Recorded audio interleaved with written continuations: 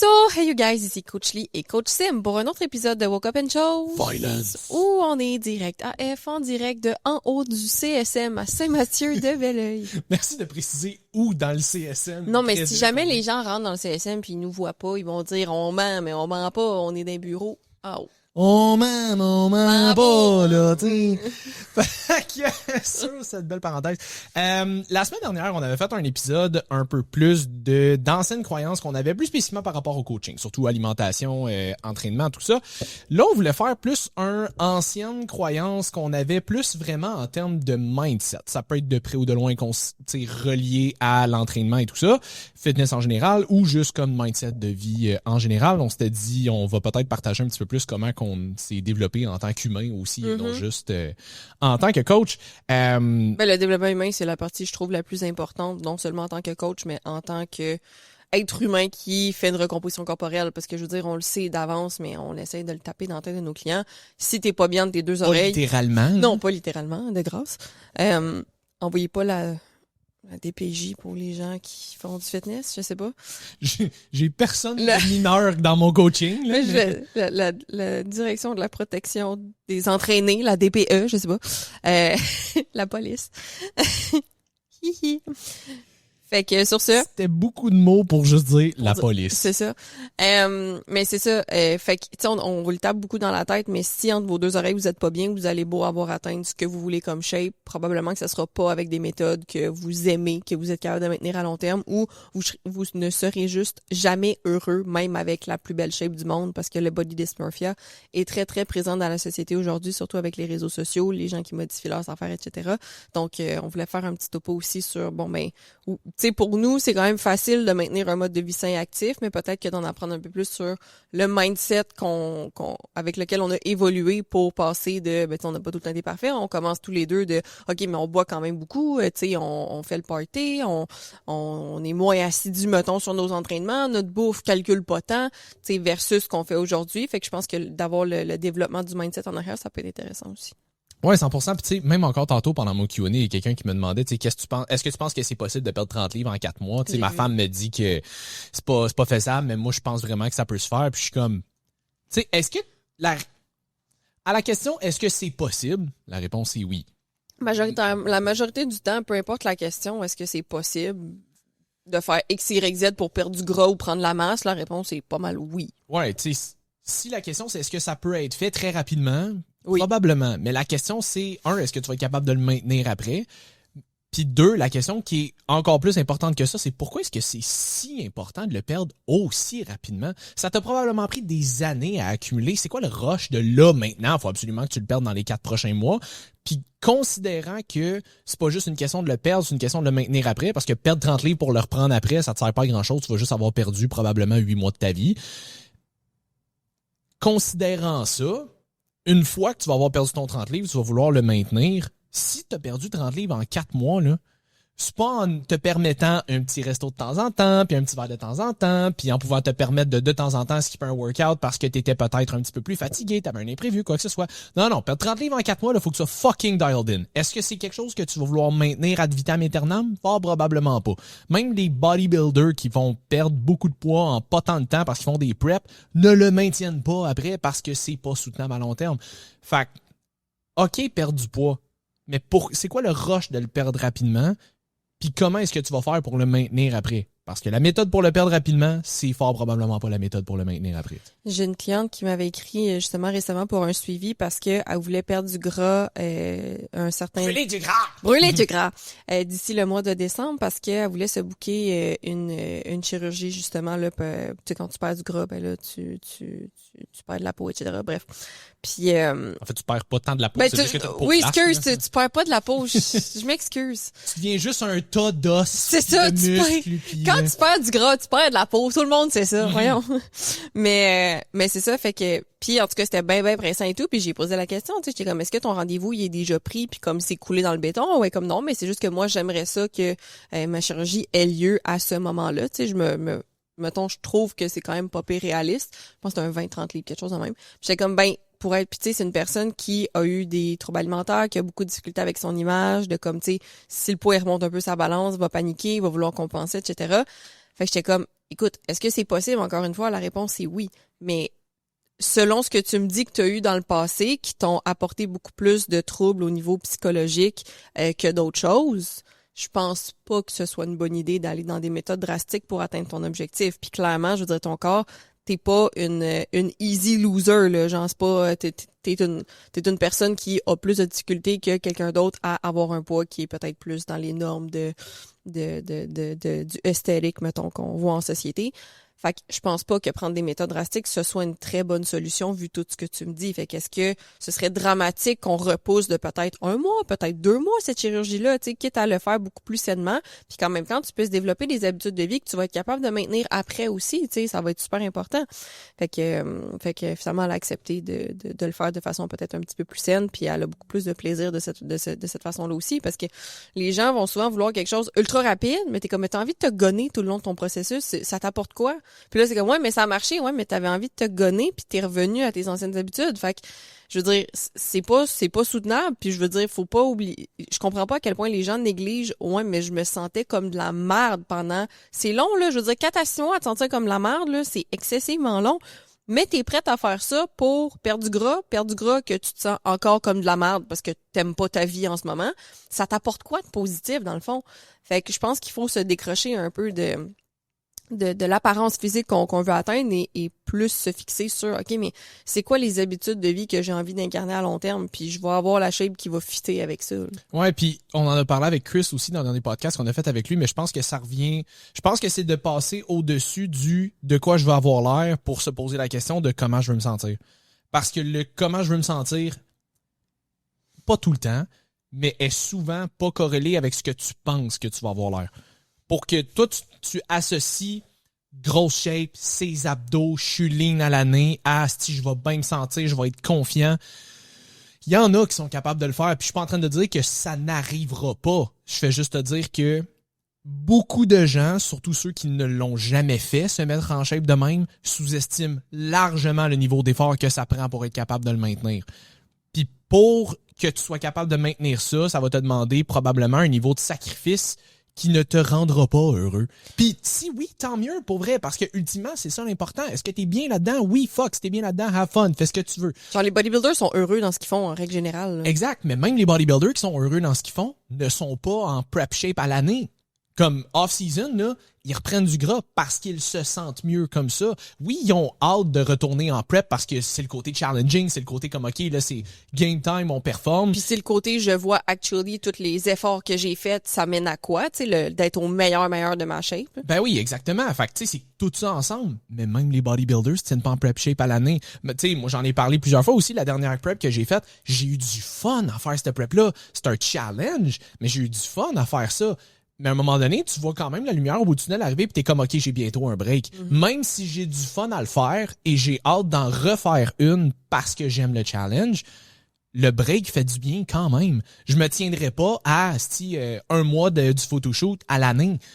Puis, tu sais, le prochain, je risque de le pousser encore plus loin que le dernier puis vice-versa, tu sais. Fait que peut-être que mon 1 mois du photoshoot du dernier que je viens de faire va éventuellement être mon 3 mois du photoshoot si je suis capable de maintenir graduellement pousser la shape puis maintenir un niveau qui est plus bas. Mais en ce moment, je me maintiens à un niveau qui est plus bas que le premier photoshoot que j'ai fait. Mais ça, j'allais dire, puis tu sais, tes résultats du premier au peut-être deuxième, puis du premier au deuxième et peut-être 3, 4e photoshoot, c'est sur une période d'à peu près 4 ans là qu'on se dit, mettons, à 1 par année, là. C'est pas en 4 mois, là. Le premier que j'ai fait, c'était novembre 2022. Le deuxième que j'ai fait, c'était mai 2025. Il y a eu un gap entre les deux, là. Puis je me suis préparé crissement plus d'avance. Pour le deuxième aussi, je me suis pas donné 14 semaines, là. J'ai commencé en septembre, le photoshoot était en mai. C'est long, là. Il y a comme... Tu sais, de prep officiel, mettons, il y a eu 5 mois de hockey de janvier à mai, 21 semaines, très, très précisément. Mais j'avais quand même commencé en septembre à je cheat pas, je suis mon meal plan, je fais mes cardio, tu sais, j'ai cheaté peut-être 3 fois entre septembre puis décembre. Faut le faire, là. Moi, c'était pas difficile pour moi à faire parce que j'étais vraiment motivé à faire cet objectif-là, puis j'avais un bon coach pour me garder comme assidu à mes affaires aussi. Mais combien de gens sont prêts à dire je cheat pas pendant 3, 4, 5, 6, 7, 9, 12 mois? Ne serait-ce qu'un mois, là. Ne serait-ce qu'un mois. Tu dis à tes clients, des fois, de pas cheater une semaine. Puis ils te regardent, ils sont comme, Là, c'est un peu restrictif, mais fuck! Tu t'attends à quoi de base si je te dis cheat pas une semaine, puis qu'après ça, t'es comme, ouais, mais j'aimerais ça être ses abdos à l'année. Ensuite, tu vas être capable de manger ce que tu veux pour être ses abdos à l'année. That's not how this works. Tu sais, j'ai eu une conversation avec une autre de mes clientes aussi que elle est super en shape déjà. Tu sais, elle a un pourcentage de body fat qui est très, très sain. Tu sais, un bon niveau de masse musculaire. C'est une personne qui est super active, qui mange bien, etc. Tu sais. Puis on peaufine un peu, mais c'est une personne qui aime déjà full ses habitudes de vie, mais elle va avoir des résultats un peu plus extrêmes. Fait que j'ai eu la conversation avec elle, tu sais, j'étais comme, je comprends. Puis son argument, c'était comme, ouais, mais tu sais, je vois des gens qui ont l'air de moins rushés que moi, mettons, tu sais, qui peuvent se permettre un cheat, un ci, un ça, puis quand même être beaucoup plus en shape que ce que je suis. Je suis comme, ouais, mais la génétique joue beaucoup là-dedans. Puis j'ai dit, tu connais pas 100% de la vie de ces gens-là. J'ai dit, peut-être que il y a des filles là-dedans qui ont des troubles alimentaires, puis tu le sais pas. Peut-être qu'il y en a là-dedans qui vont se priver excessivement quand ils sont pas devant les gens, puis justement, ça leur permet d'avoir l'air normal devant le monde. Peut-être que leur mode de vie, ils l'aiment vraiment pas. Peut-être qu'ils font beaucoup plus d'efforts physiques que ce que tu penses de là à se brûler parce que ils veulent absolument maintenir cette shape-là. Puis j'ai dit, peut-être que c'est des gens qui sont super chanceux génétiquement, puis que ça fait que ce mode de vie-là, ben, ils sont capables de garder cette shape-là, tu sais. Fait que j'ai dit, il y a plusieurs facteurs qui rentrent en ligne de compte, mais ce qui est certain, c'est que de te comparer aux autres, ça va jamais t'apporter des résultats à toi. Fait que c'est plate, mais c'est de te poser la question, encore une fois. T'aimes déjà ton mode de vie, t'es déjà magnifique dans la shape que t'as en ce moment, tu sais, c'est déjà super beau. Est-ce qu'on peut peaufiner un peu? Oui, avec le temps, les années, etc., certainement. Mais si tu veux quelque chose relativement drastique, relativement rapidement, pourquoi est-ce que tu veux atteindre ça? Pourquoi est-ce que c'est aussi important? Est-ce que tu vas être heureuse dans ce mode de vie-là? Parce que moi, ce que j'entends, c'est qu'en ce moment, tout va bien, tu es super heureuse. Mais là, si je t'amène plus de restrictions, tu risques de trouver ça plus difficile. Puis tu me dis que tu veux pas aller dans la restriction, mais t'as rien pour rien dans la vie. Tu peux pas avoir la shape du bodybuilder et ne pas avoir le mode de vie du bodybuilder. T'as pas le choix de l'incarner. Mais les gens, on dirait que... Puis ça aussi, je pense que les réseaux sociaux, ils sont pour beaucoup, mais... Justement, tu vois quelques personnes, soit autour de toi ou soit sur les réseaux, qui ont pas l'air d'avoir besoin de faire tant d'efforts que ça, puis qui ont des super bonnes shapes. Puis tu te dis, mais pourquoi ça, c'est pas moi? Mais ta génétique en fait beaucoup partie, puis je veux pas être plate, là, il y a aucune chirurgie qui puisse changer ta génétique puis ton code d'ADN. Fait que t'es pogné avec ça. Fait que tu peux maudire ces gens-là ou les envier autant que tu veux, ça ne va rien changer à ta situation. Fait que focus à accepter, premièrement, être dans l'acceptation de voici ma situation en ce moment. Il y a des gens qui doivent regarder ma cliente puis se dire, crime, c'est plate, elle a le super facile, tu sais, elle est capable justement de se permettre de manger des affaires dans l'air puis d'avoir cette shape-là. Tu sais, moi, je suis pognée à peser genre tant de livres puis avoir tant de body fat, même en faisant full attention. Il y aura toujours quelqu'un qui va être plus chanceux puis meilleur que toi puis mieux que toi puis avoir des conditions plus faciles que toi, puis il y a toujours des gens qui vont avoir des conditions beaucoup plus difficiles que toi aussi. Fait qu'à un moment donné, il y a un dicton qui dit genre se comparer c'est l'ennemi du bonheur, là, quelque chose de même là. Ben c'est un peu ça, tu sais. Fait que oubliez pas que de se comparer aux autres ne va jamais vous apporter plus de résultats. Fait que je sais que c'est pas nécessairement facile d'arrêter de se comparer, mais si tu vois que ça te nuit, t'as quand même le pouvoir d'arrêter de le faire. Puis encore une fois, tu sais, on en avait parlé, je pense, dans le podcast avec Félix, où est-ce que, tu sais, la comparaison, c'est le voleur du bonheur ou un affaire de même. Ça peut être définitivement voleur de bonheur si tu as tendance à toujours te rabaisser parce que tu te compares à quelqu'un d'autre. Mais si tu utilises la comparaison comme source de motivation, ça peut avoir l'effet inverse. Fait que c'est toujours une question de comment tu l'utilises. Tu sais, moi, je l'ai dit souvent, là, comme... Quand je m'entraîne au CSM, je suis loin d'être le gars le plus en shape ici. Là, comme j'ai limite pas l'air de m'entraîner comparé à bien du monde qui est ici. Là. Mais je sais que moi je suis naturel. Beaucoup de monde qui sont ici sont sur les produits, ils font des compétitions, ils font ça de leur vie.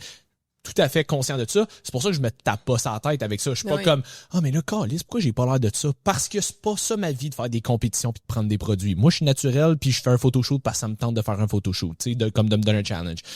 Mais moi, je l'utilise comme source de motivation. Je suis comme, tu sais, mettons, ne serait-ce que je vois un gars s'entraîner, puis je suis comme, hey, je vais essayer de me rapprocher au moins des charges qu'il est capable de lever. J'aurais peut-être pas la shape qu'il a, mais comme, je suis quelqu'un de relativement fort dans la vie, je vais essayer de travailler au moins là-dessus. Tu sais, comme je me donne des sources de motivation. Il y a un gars, à un moment donné, qui est ici, qui est sur les produits, puis qui est comme, Chris, tu l'as plus lourd que moi là-dessus. J'étais genre, yes! Tu sais, fait mais moi, je l'utilise comme source de motivation. Ouais, c'est ça, c'est ta marque. Mais tu sais, je l'utilise pas comme façon de me taper sa tête. Parce que, je sais que ça sert à rien, ça change rien à ma situation. 2, je suis conscient de la situation. Je suis pas de même parce que j'ai la motivation et la discipline d'un envie de chier. Je suis de même parce que, on n'a pas le même mode de vie. Je suis naturel, il l'est pas. C'est un mode, tu sais, c'est 2 situations différentes. C'est juste, la comparaison peut être bien, comme elle peut être juste detrimental, elle peut être néfaste, dépendamment de ce que t'en fais. Fait que ça, c'était notre parenthèse de 15 minutes qui avait aucun rapport avec le sujet d'aujourd'hui. On n'a rien de ça qu'on avait noté, mais écoutez, extra value. Mais une des premières affaires que tu m'avais mentionné, c'était plus au niveau de l'indulgence. Ouais, une chose que j'ai appris avec la sagesse de l'âge, ma dernière année avec un 2. Eh oui. Je te confirme que dans 3 ans, il va y avoir un autre 2. Oui, un il autre va 2, mais il va être côté. juste l'autre bord. Fait que c'est ça, l'indulgence, parce que j'étais quelqu'un qui était beaucoup noir ou blanc dans la vie. Probablement dû à mon éducation, mais... J'étais avec Michael Jackson. Oui, noir et blanc. Et voilà. On switch. Mais c'est ça, fait que, tu sais, de ne pas juger les gens pour une situation. Fait... J'avais un poil dans la bouche que j'essayais de m'enlever. Puis comme, quand il l'a eu, c'était juste la face de... Ah, je l'ai eu. Fait que c'est ça, pour revenir à l'indulgence, de ne pas juger une personne pour une seule action qu'elle a fait ou une seule erreur qu'elle a fait. Je vais donner un exemple facile. Je sais pas, quelqu'un qui a été infidèle, on va dire, de faire, bon, ben c'est une crise de charrue ou genre, c'est un petit truc. Tu sais, comme, il y a des contextes, je dis pas que ça l'excuse quelconque comportement, mais je veux dire, il peut avoir des contextes dans lesquels c'est pas l'être humain au complet qui est dégueulasse, c'est cette partie-là de sa vie pour X, Y, Z raison, ça fait en sorte que la personne n'a pas agi selon la meilleure version d'elle-même. Puis ça arrive à tout le monde. Mon père me dit un dicton depuis que je suis jeune qui est celui qui n'est jamais péché lui jette la première pierre, qui veut dire que si toi t'es parfait dans ta vie, t'as jamais fait d'erreur, t'as jamais rien fait de pas correct, ben vas-y, tu sais, juge-la, va garocher une roche, mais sinon, je veux dire, ce que moi je juge qui est inacceptable et ce qu'une autre personne, tu sais, il y a des gens qui jugent que les tatous c'est inacceptable, mais je veux dire, moi je trouve ça des tatous, fait que quelqu'un pourrait me juger. Ce qui est très apparent par la quantité qu'on porte. C'est ça, tu sais, mais quelqu'un pourrait me juger puis faire oh mon Dieu, mais tu sais, elle salit son corps puis là c'est dégueulasse puis ça a pas de sens puis Inch'Allah puis je sais pas trop là. Mais tu sais, quelqu'un pourrait, parce que je sais qu'il y a les pays comme Dubaï, etc., que c'est plus proscrit, mettons, tu sais, même le Japon aussi, je pense que c'est plus proscrit, les tatous, en tout cas, Yakuza. Mais c'est mes mots japonais. Fait que c'est ça, fait qu'il y a des places dans le monde où est-ce que les tatous, culturellement, c'est beaucoup moins accepter que, par exemple, ici, que ça va être beaucoup plus bien vu, on va dire. Fait que, tu sais, pour d'autres personnes, il y a des gens qui peuvent juger puis faire « Oh mon Dieu, c'est vraiment hot, tu sais, tes tatous, nanana », puis il y a des gens qui peuvent faire « Oh my God, mais tu sais, quelle honte, quelle ci, quelle ça », puis qui peuvent littéralement avoir envie de te garrocher des roches parce que t'as des tatous, tu sais, puis c'est un sujet aussi banal que ce que moi, je décide de faire avec mon propre corps. Fait que c'est ça. Fait que j'ai appris que, bon, mais c'est pas parce que quelqu'un a nécessairement pas juste des idées, mais a fait des actions que moi je trouve réprochables que je vais juger cette personne-là en entier. C'est possible que la personne et moi, on ait des idées différentes, on ait des valeurs, des idéaux différents, mais en bout de ligne, peut-être que c'est une très bonne personne quand même. Moi, j'ai travaillé beaucoup mon vivre et laisser vivre dans les dernières années. Là. Surtout dans les comme 5-10 dernières années, mettons, là. Beaucoup.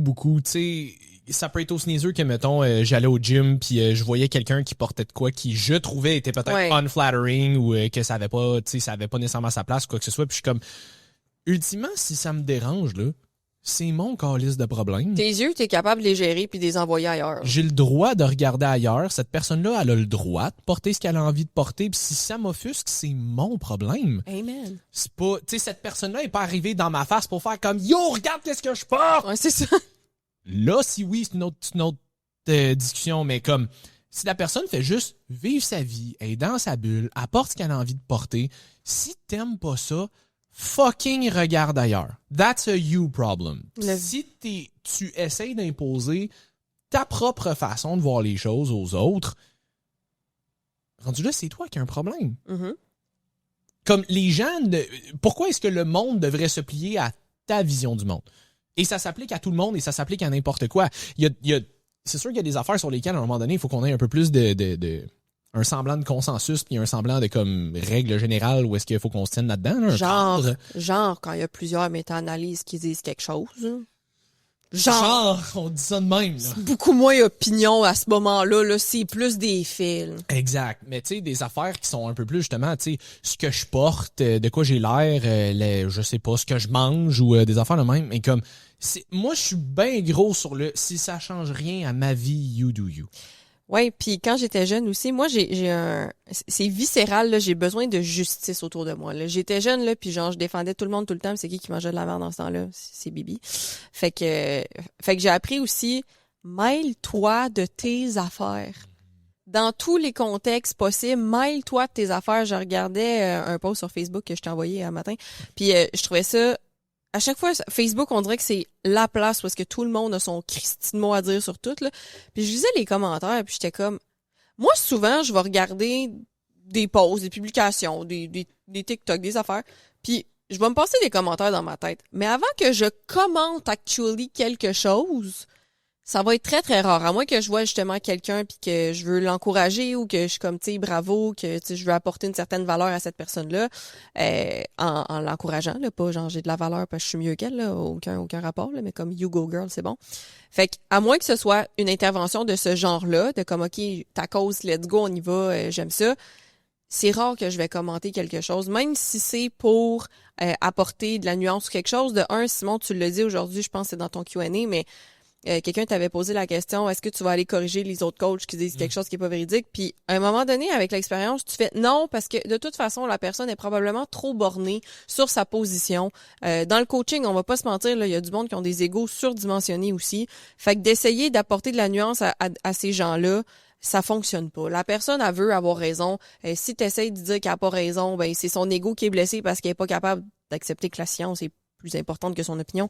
Fait que ça sert à rien. À un moment donné, c'est du stress inutile. Puis, encore une fois, pour notre propre ego aussi, entre guillemets, pour qui tu te prends? Je veux dire, pourquoi est-ce que moi, je devrais être justicière ou justicier de X, Y, Z? Tu sais, il y a des choses qui font pas de critique de bon sens. Puis, si on voit que ça va nuire à notre clientèle, pour les gens qui nous suivent, là, on peut intervenir parce qu'on va faire, OK, mais je vais juste vous donner l'heure juste parce que je pense que ça peut vous bénéficier à vous et c'est important pour nous d'apporter du contexte et de la nuance pour que les gens qui n'étudient pas là-dedans puissent avoir l'heure juste. Mais d'aller imposer, entre guillemets, notre vision des choses, même si c'est la bonne, à quelqu'un d'autre qui a absolument rien demandé, encore une fois, c'est mêle-toi de tes affaires. C'est pourquoi tu ferais ça. Ouais, puis tu sais, j'avais commencé là pendant un bout à faire genre des reactions à d'autres contents, puis j'avais commencé à en faire un peu plus à du monde d'ici aussi. Puis tu sais, même si je pense que les reactions que je faisais étaient jamais comment je pourrais dire, je shamais personne, je traitais personne de cave ou quoi que ce soit, j'ai jamais traité personne de non, d'incompétent ou whatever. J'adressais les propos pas la personne. Exact. Ce qui arrive quand même avec ça, veux pas, c'est que un des problèmes avec les réseaux sociaux, comme tu dis, ben, il y a bien du monde qui ont juste des égos démesurés puis qui sont pas capables d'admettre qu'ils ont fait une erreur. Puis deux, au-delà des gens à qui je faisais des réactions, les gens sur les réseaux sociaux qui vont regarder ces vidéos-là, souvent, ils ont des partis pris avant même d'avoir regardé la vidéo. Ouais. Parce qu'ils adhèrent plus au content de l'autre, parce qu'ils adhèrent à la personne, parce qu'ils adhèrent à whatever. C'est une des raisons pour lesquelles, tu sais, je vois souvent, mettons, des coachs sur les réseaux sociaux dire tu sais, on pourrait faire un débat par rapport à telle affaire ou whatever. Puis je suis comme, selon moi, des débats de même, ça fait juste mener à deux personnes qui s'engueulent, puis des partis pris, déjà pris avant même que l'argument ait commencé, qui vont être genre, lui il avait raison, puis non, c'est lui qui avait raison. Le débat sera pas pour apprendre de la position de l'autre personne, ça va être pour défendre ton point le plus possible, pour montrer à tout le monde que c'est toi qui as raison. C'est exactement ça. Fait que c'est pour ça que je change un peu mon fusil d'épaule là-dessus, puis je suis pas en train de dire que c'est nécessairement du mauvais content. Je veux pas, il y a la partie de moi quand je vois du monde faire du content de même que je trouve entertaining, on va être honnête là.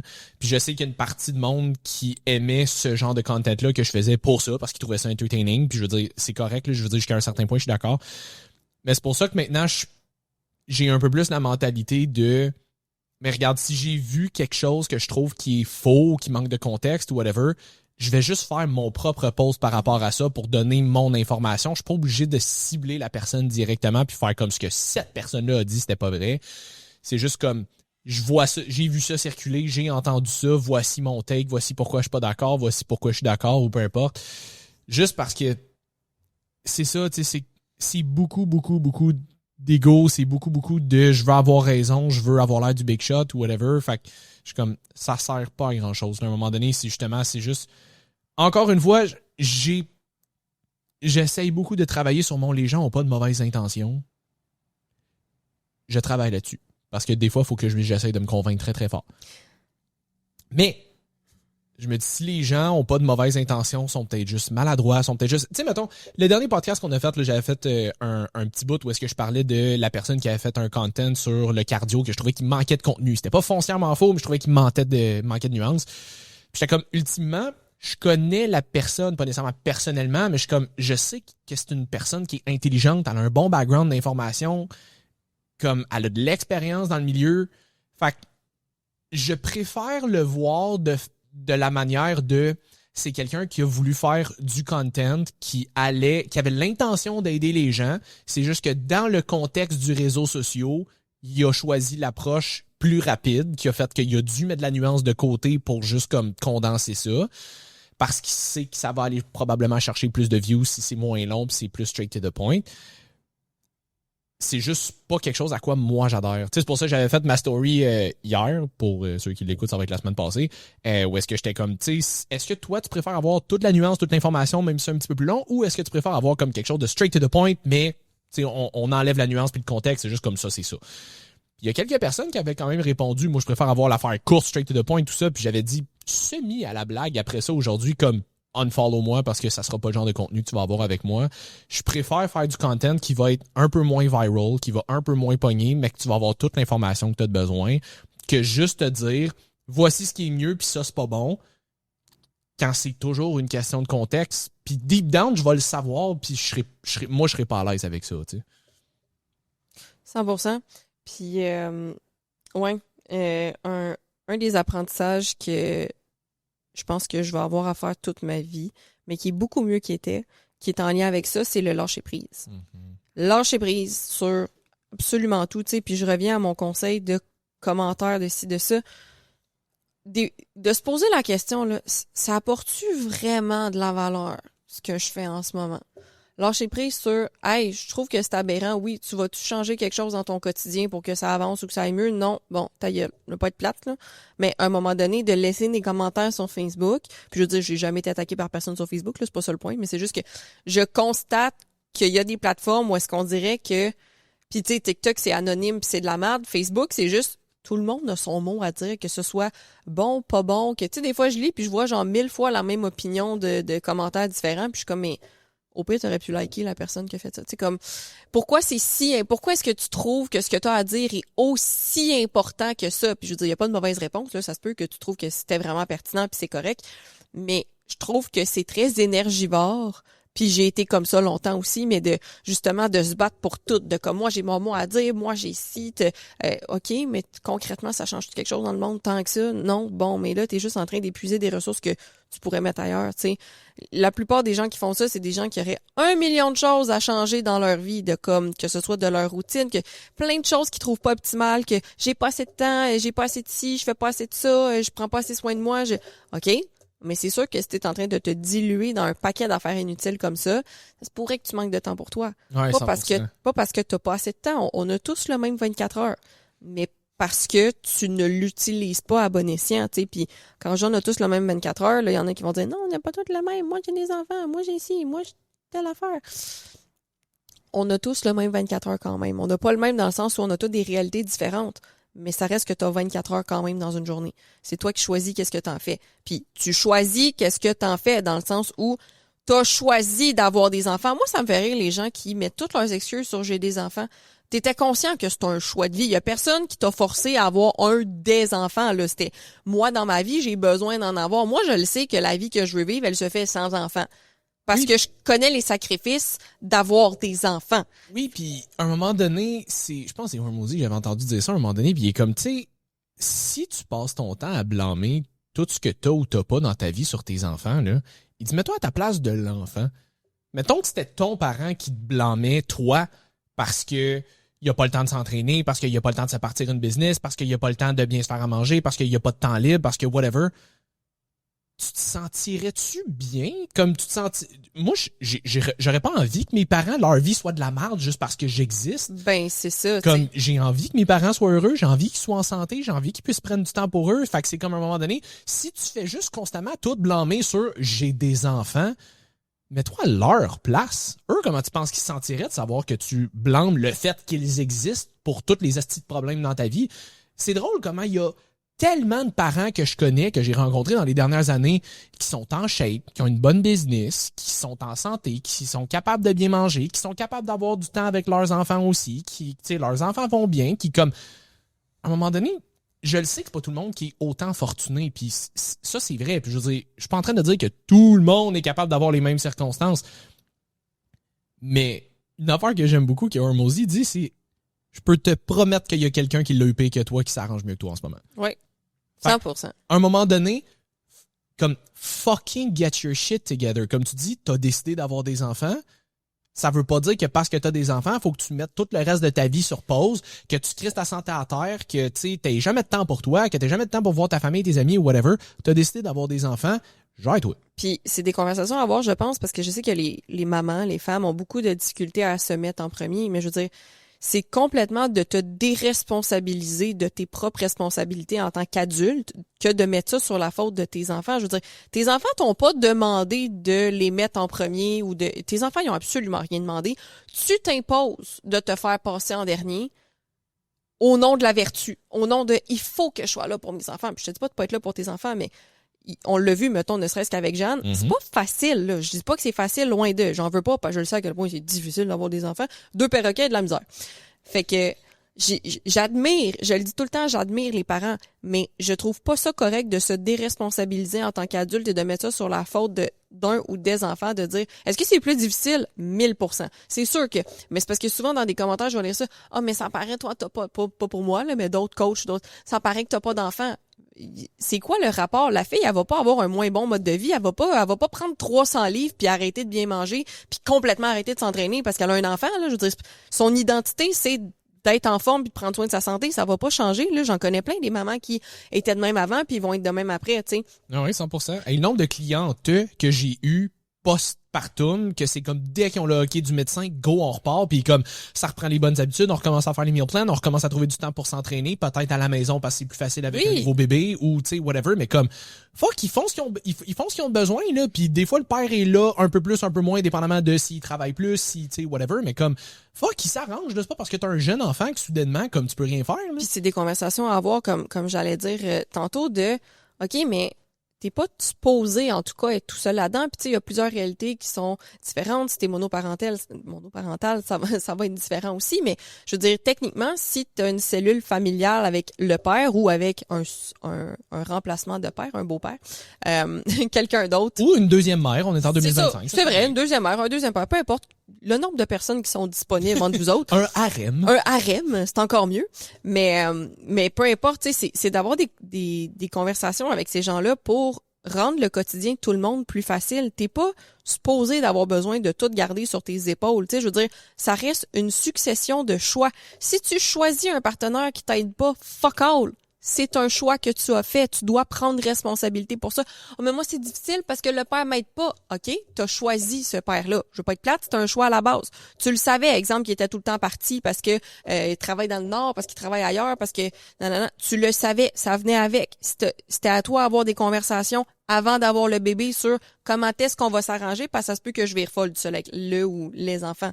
Fait que tu sais, c'est des choix. Ta job, t'aimes pas ta job, t'es pas bien là-dedans. C'est un choix que tu as fait. Oui, mais c'est difficile. Il y a personne qui a dit que changer de job, c'était facile. Là. Il y a personne qui a dit que c'était a walk in the park de faire quoi que ce soit de ça, mais arrêtez de blâmer vos choix de vie sur tout sauf vous autres. Oui, mais c'est pas facile. Non, c'est pas facile, mais c'est un choix pareil. À la seconde que tu acceptes, le plus rapidement que tu acceptes que c'est des choix que tu as fait qui t'ont mené à avoir la vie que tu as aujourd'hui, plus vite que tu es capable de reprendre responsabilité puis faire « Fine, je suis capable de prendre des actions pour être capable de changer ça. » Est-ce que c'est facile? Non. Est-ce que ça va être parfait? Encore moins. Je veux dire, c'est des saisons. On va prendre l'exemple de Jeanne parce qu'elle est venue au podcast. Je veux dire, il y a des fois que sa vie, ça va être le Cambodge. Il y a des fois qu'elle va être capable de faire un 15 minutes de marche ou un 15 minutes de quelque chose. Il y a une fois qu'elle était capable de mettre assez d'affaires pour faire une prep puis c'était pas tout le temps. Fait que ça va changer, ça va être différent. Hey, fuck, le mois de mai, qui était le dernier mois avant le photoshoot, elle en a parlé, là, tu sais, mais eux, c'était les semences à la ferme. Je pense que dans tout le mois, elle a dû faire 3-4 workouts dans le mois.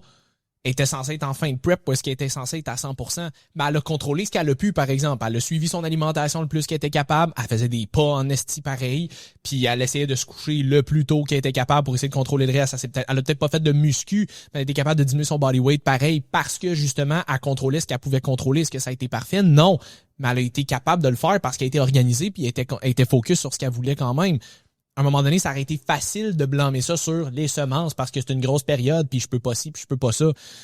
Ben, peut-être que tu pourras pas être à 100%, mais fais au moins ce que tu peux. T'es-tu obligé d'être à 0% ou pire que 0% de revenir dans tes habitudes juste parce que t'es pas capable d'être à 100%? C'est ça.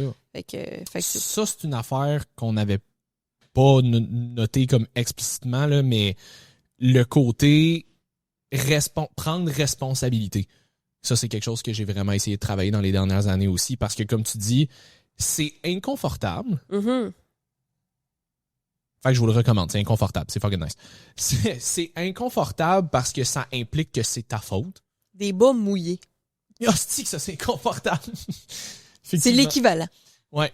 Parenthèse qui a zéro rapport. Mais pour le photoshoot, il avait fallu que je me rase comme au complet, sauf la tête.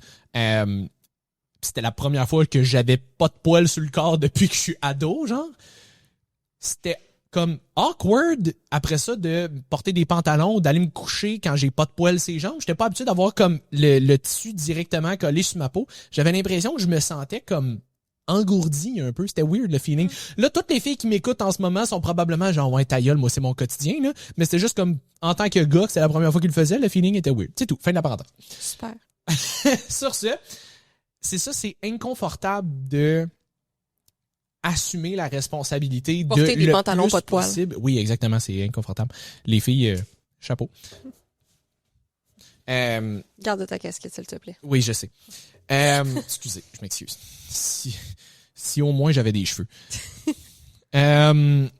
C'est inconfortable d'assumer responsabilité de le plus possible qui se passe dans ta vie, puisque veux pas, t'as quand même pas responsabilité sur littéralement 100% de ce qui se passe dans ta vie.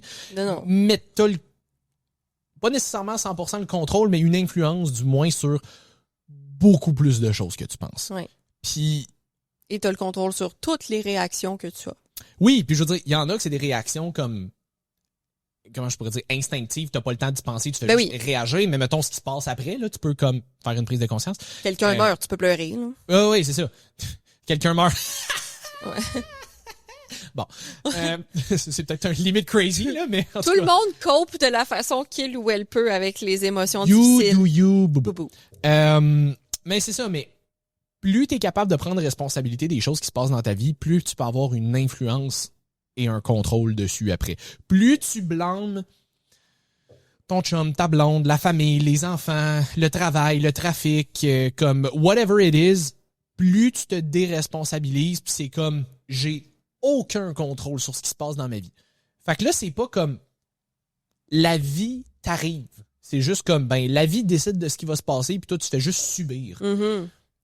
Moi, je trouve ça triste en esti comme façon de voir les choses. Parce que j'ai juste l'impression que je fais comme it is what it is, je peux absolument rien faire. Moi, je trouve ça anxiogène. Là. Imagine, tu peux absolument rien contrôler puis t'attends tout le temps que quelque chose arrive. Mais c'est ça, mais tu as beaucoup plus de pouvoir sur ta vie que tu le penses. Faut juste que tu en acceptes les responsabilités parce que ça implique que tu te regardes puis que tu fasses comme ouais, j'ai fait telle décision. C'était peut-être pas la meilleure. Dans chaque situation où est-ce que tu as un conflit avec quelqu'un, accepte que tu as 50% de responsabilité sur ce conflit-là. Point. Juste ça. Ça va vous sauver énormément de temps de conflit. Point. Oui, puis on en avait parlé dans le dernier podcast avec Man Lemire, justement. On prenait une situation peut-être un peu plus, entre guillemets, extrême ou intense, comme genre de l'infidélité. Quelqu'un trompe son partenaire, sa partenaire. On s'entend que c'est pas toi qui avais le contrôle sur le fait que ta partenaire t'a trompé, mais t'as le contrôle sur comment tu réagis, t'as le contrôle sur... T'avais peut-être le contrôle sur, comme toi tu disais, des signes que t'avais vus que t'as accepté de laisser passer, des affaires de même. Fait que, des fois, c'est...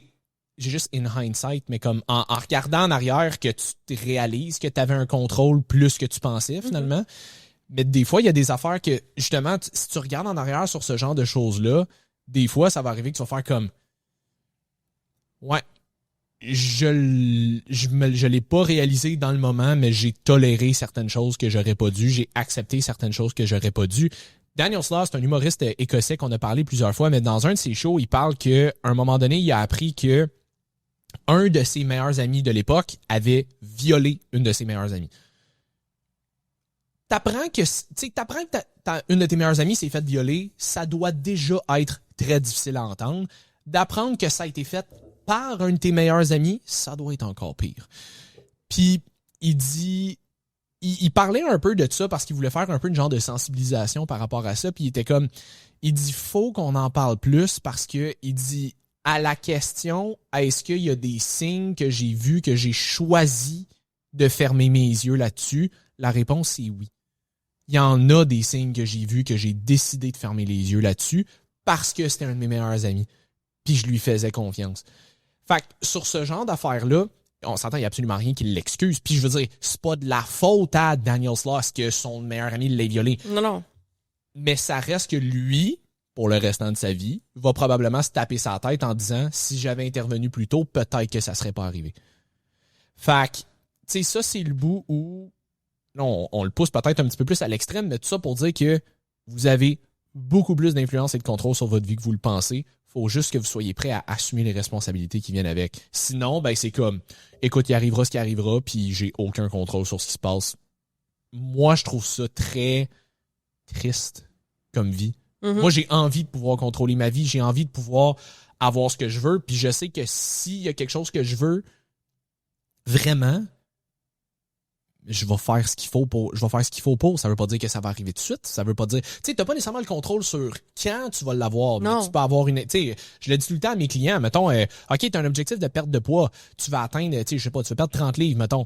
OK, t'as pas nécessairement un contrôle sur quand ça va arriver, mais t'as le contrôle sur ce que tu peux faire pour éventuellement y arriver, par exemple. Fait que, plus tu prends le contrôle, plus tu prends la responsabilité, plus ça devient facile après. C'est juste confrontant parce que ça implique que tu te remettre en question puis tu te regardes dans le miroir. Moi, je suis chanceux, j'ai un trouble de l'opposition, fait que ça a tout le temps été facile de prendre responsabilité parce que tu me diras pas quoi faire. Voilà. Ouais, c'est ça. Ben justement, un point que tu avais mentionné, c'était le fait de plus imposer tes limites. Ouais, j'ai longtemps été une people pleaser parce que je manquais excessivement de confiance en moi. Je sais, c'est dur d'y croire aujourd'hui. Mais, non, c'est une joke. C'est très facile encore d'y croire aujourd'hui. Mais je manquais excessivement de confiance en moi. J'étais pas la personne. J'ai tout le temps eu un quand même gros caractère. Puis là, je me fais tester pour plein d'affaires en ce moment. Non, mais c'est pas, je veux savoir c'est quoi mon problème. Ben, il y a l'anxiété, là, mais parmi tant d'autres. OK, tu actually passes des tests pour ça. De la manière que tu le disais, je pensais que t'étais comme, il y a du monde qui me teste en ce moment. Ah non, pas du tout. Non, test parce que quand j'étais jeune, autant que j'avais pas beaucoup de confiance en moi, autant que j'avais beaucoup de problèmes d'agressivité. J'étais très très impulsive, très On le voit encore quand elle conduit. Oui, c'est ça. Beaucoup. Je repense à ce que je t'en fais. Ouais. Surtout avec les gens dans la voie de gauche qui roulent en bas de la limite. Ouais, en fait, c'est juste ça qui me manquerait si vous roulez en bas de la limite. C'est tout. Mais dans la voie de gauche, dans la voie de droite. dans votre droite, vous pouvez bien rouler 50, ça vous tente. Là. Mais pas ça à 20, c'est illégal. Oui, c'est illégal, mais je veux dire, c'est pas mon calice de problème si vous êtes illégaux. Tout ça pour en revenir à mon agressivité. Fait que autant que je manquais de confiance en moi, autant que j'ai tout le temps eu ça, ce petit trouble de l'opposition-là, de genre, tu me diras pas quoi faire, puis de genre, fait que c'est comme bizarre à gérer quand t'es un enfant puis que t'as pas full de personnalité encore, parce que d'un côté, t'es comme, je veux pas trop m'affirmer parce que je veux pas déranger personne, mais d'un autre, tu me cherches, ça se peut, je te fesse. Fait que c'est vraiment spécial comme personnalité à vivre, mais j'avais beaucoup plus tendance à m'écraser, devant les dans autres. Oui, dans le divan, par terre. N'importe où je pouvais m'écraser, je le faisais. Mais on rit, mais c'était un peu ça. Tu sais, je voulais tellement pas déranger. Puis ça aussi, c'est quelque chose que je travaille encore aujourd'hui. Je suis comme, je veux pas déranger, je veux pas exister. Je veux exister, j'aime la vie. Mais fait que c'est ça. Fait que de gagner confiance en moi puis de m'affirmer dans des moments où est-ce que je suis comme je vais peut-être décevoir les gens que j'aime, je vais peut-être décevoir les autres, je vais peut-être déplaire aussi. Ça c'est confrontant. Ça ça me fait ça c'était très difficile. Mais j'ai appris, puis ce qui m'a beaucoup aidé, c'est de projeter comment moi je traite les autres sur comment est-ce que j'aimerais moi me faire traiter. C'est-à-dire que moi, si quelqu'un, que ce soit une cliente ou que ce soit une amie, me cancelle à la dernière minute avec une bonne raison, je suis pas fâchée, j'y en veux pas. Puis la bonne raison, ça peut être, hey, je m'excuse, mais genre, je file vraiment pas pour sortir de chez nous. Comme, hey, je m'excuse, mais comme, je suis vraiment pas en état de prendre mon appel en ce moment. T'as pas besoin de te justifier plus que ça. Je veux dire, c'est très correct, ça arrive à tout le monde. Bon, là, si c'est la même amie ou la même personne qui le fait tout le temps, c'est différent. Il y a quelque chose à adresser. Mais sinon, je veux dire, ça se peut que ça arrive. Tu sais, juste ça me tente pas. C'est une excuse valide. Je veux dire, ça se peut que ça te tente pas. Puis étant une personne anxieuse, j'aime pas ça faire des plans trop à l'avance parce que ça se peut que rendu cette journée-là, j'ai autre chose ou comme peu importe, puis il y a des trucs, exemple le podcast c'est correct, là, mais comme des activités de sortir de whatever que je suis comme finalement, je veux pas. Fait que d'apprendre à moi être capable de m'exprimer, j'ai beaucoup projeté le fait que ben moi, si quelqu'un que j'apprécie ou que j'aime est inconfortable vis-à-vis d'une situation, moi, je vais tout faire pour que la personne se sente confortable et qu'elle ne se sente pas que je la rejette ou elle soit moins aimée ou que je lui en veux pour ça. Fait que je me suis juste dit, si moi, je suis capable de traiter les autres comme ça, pourquoi est-ce que les autres ne seraient pas capables de m'accorder le même respect, le même amour et la même empathie envers moi? Fait que j'ai juste travaillé autour de ça, puis je me suis dit, bon, ben, tu sais, si la personne est froissée, je vais essayer de comprendre pourquoi, mais d'essayer de faire comprendre à la personne parfait, mais c'était pas quelque chose qui était visé contre toi, c'est juste moi qui mets mes limites. Puis si la personne, ben à chaque fois que tu as des limites, elle est pas contente avec ça, j'ai pas l'énergie pour dealer avec ça. Donc ces personnes-là ne ne feraient plus partie de ma vie, point. Parce que je suis juste pas capable de dealer avec ça. Fait que ça, c'est quelque chose que j'ai beaucoup appris de mettre mes limites, puis de le faire d'une façon qui respecte les autres quand même, tu sais. Fait que c'est important de pas devenir une merde qui justement cancelle tout le temps, nanana. Mais c'est important, je pense, d'être capable de communiquer ses besoins et ses limites. Puis ça aide aussi à avoir tu sais, je dis tout le temps que j'ai un super bon entourage, mais je pense que j'ai un bon entourage parce que j'arrive à mettre mes limites, puis parce que je suis entourée de gens qui m'aident à apprendre à bien m'exprimer, qui m'aident à être capable de correctement mettre mes limites, puis qui, eux aussi, ont des limites assez claires pour que moi aussi, je sois capable de les respecter, tu sais. Personnellement, je me souviens pas avoir déjà eu tant de difficultés que ça à imposer mes limites. Je pense que ça a toujours été peut-être un petit peu plus naturel, entre guillemets, pour moi. Simon se calise de tout le monde. Non, mais j'ai juste eu peut-être un peu plus de facilité à juste imposer ce que je jugeais qui était le mieux pour moi. Tu sais, c'est vraiment aussi niaiseux qu'un des exemples auquel j'ai toujours tenu, puis plus, mettons, dans un contexte de relation de couple. Excusez, Jess, il y a comme une petite mouche qui se promène dans le local. J'ai des mouches à fruits qui viennent dans ma face, puis ça me gosse. Tout ça pour dire que, tu sais, mettons, j'ai eu ma première blonde à 15 ans, peut-être, première blonde sérieuse, mettons, là, à peu près 15 ans. Puis je me souviens, déjà à cet âge-là, j'étais dans le mindset de, tu sais, mettons, elle voulait qu'on écoute un film de filles, genre, parce qu'elle avait envie qu'on écoute un film de filles ensemble. Puis moi, j'étais comme, j'en ai rien à battre de ton hostie film de filles. Puis, je comprends le côté, mais ça me ferait plaisir. Ouais. Mais moi, de mon point de vue, qui a toujours été le cas et auquel je tiens encore aujourd'hui, c'est si ça te fait pas plaisir, j'aurais pas de plaisir à savoir que toi, t'as pas de plaisir. 100%. Je suis comme, est-ce qu'on pourrait trouver quelque chose qui nous ferait plaisir à tous les deux? Moi, ça a toujours été ça, ma mentalité. J'imposerai jamais à quelqu'un de faire quoi que ce soit que ça y tente pas de faire juste pour me faire plaisir. Moi, je trouve que c'est très, très, très égoïste de faire ça. Exemple. Mais ça, j'ai jamais eu de problème tu sais, c'était ma première blonde, ça aurait facilement pu être, je suis un peu insécure en relation parce que je sais pas trop encore comment ça fonctionne, c'est comme mes premières expériences, j'aurais facilement pu faire comme, OK. Mais comme, j'avais déjà, à ce moment-là, pas trop de misère à imposer ce genre de choses-là. Tu sais, justement, je pense que j'ai juste appris à être peut-être un peu mieux capable de le communiquer. Mm-hmm. De pas juste comme essayer de leur mettre d'en face de comme non, je suis de même, femme ta gueule. Ouais. Parce que je pouvais, quand j'étais un peu plus jeune, avoir tendance à être très, très, très direct. Plus qu'aujourd'hui, mettons. Des fois, j'ai un peu plus de tact. Quoi qu'aujourd'hui, je peux être très direct aussi. C'est possible d'être plus direct que ce qui est aujourd'hui. Hey! Mais disons, peut-être un peu plus de façon à ce que... Plus de façon à valider l'autre quand même à travers ça. Fait que, tu sais, mettons, écoute, je respecte que toi, t'aimes telle affaire ou t'as envie de telle affaire ou tu sais j'apprécie que tu me proposes telle affaire parce que je suis pas mal sûr que ça vient d'un endroit de tu sais t'es juste veux gentil. Me partager quelque chose que ça. t'aimes. Exact. tu sais, mettons, tu sais, on en a parlé dans le podcast avec Catherine, mais mettons, se faire offrir un verre. Les gens sont pas mal au courant que je bois pas aujourd'hui, mais... Par politesse, comme... T'en veux-tu un? J'apprécie que tu m'en proposes, mais non, merci. Tu sais, fait que, tu sais, je pense que c'est juste... J'ai travaillé sur comment le formuler pour que l'autre personne se sente... Est-ce que la petite mouche est encore là? Pour que l'autre personne se sente peut-être un petit peu plus comprise, validée ou quoi que 100%. ce soit. Puis encore une fois, c'est un work in progress, là, c'est pas toujours parfait ce que je fais, mais je pense que j'ai jamais eu tant de difficultés à imposer mes limites à ce niveau-là. Mais c'est drôle parce que, tu sais, tu disais, mettons, il y a quelqu'un qui te cancelle dernière minute, tu sais, comme, hey, ultimement, c'est bien fine. Puis ça, je pense que c'est un petit peu plus quelque chose sur quoi je travaille, plus dans le sens où... Il y en a beaucoup des mouches, là. je pense que c'est les deux mêmes depuis tantôt. Okay. Peu importe. On sortit le lance-flamme tantôt. Je cache ça dans mon bureau. C'est pour brûler du gras! Ouais. Okay. Je pense que c'est plus le côté, tu sais, exemple. Moi, j'ai mes 3 très bons chums de gars que je vois régulièrement. Un moins parce qu'il est rendu à Lévis, mais quand il descend dans le coin, on se voit plus. Mais que je vois relativement fréquemment. Puis quand on est censé avoir de quoi de prévu, mettons, puis il y en a un qui, dernière minute, choke pour peu importe la raison, j'avais souvent tendance à, pas nécessairement le prendre personnel, mais comme à essayer de le convaincre de comme, come on, là, c'est dernière minute, puis whatever.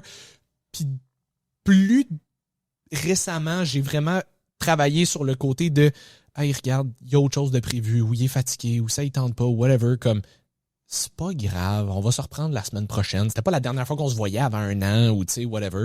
Puis même si ça avait été la dernière fois avant un an, fuck, il y a quelque chose, it is what it is. Tu sais, comme d'essayer de dédramatiser ça puis d'essayer de me mettre à la place de l'autre personne un peu plus au lieu de juste faire comme, mais c'est important pour moi, fait que ça devrait être important pour toi. Tu sais, là, comme ce que je disais tantôt par rapport à, mettons, ma blonde qui était comme, moi, ça me ferait plaisir que ça te fasse plaisir, mais faut que j'applique la même logique à cette situation-là aussi. Tu sais, à un moment donné, si j'ai cette conversation-là pour ça, faut que je l'aille pour l'autre affaire aussi. Fait que, tu sais, j'essaie de travailler là-dessus, puis encore une fois, tu sais, je suis loin d'être parfait, puis il y a des fois que, je sais pas, je vais être un peu plus fatigué, ou j'avais plus hâte, ou whatever, que ça va m'impacter peut-être un peu plus que d'autres.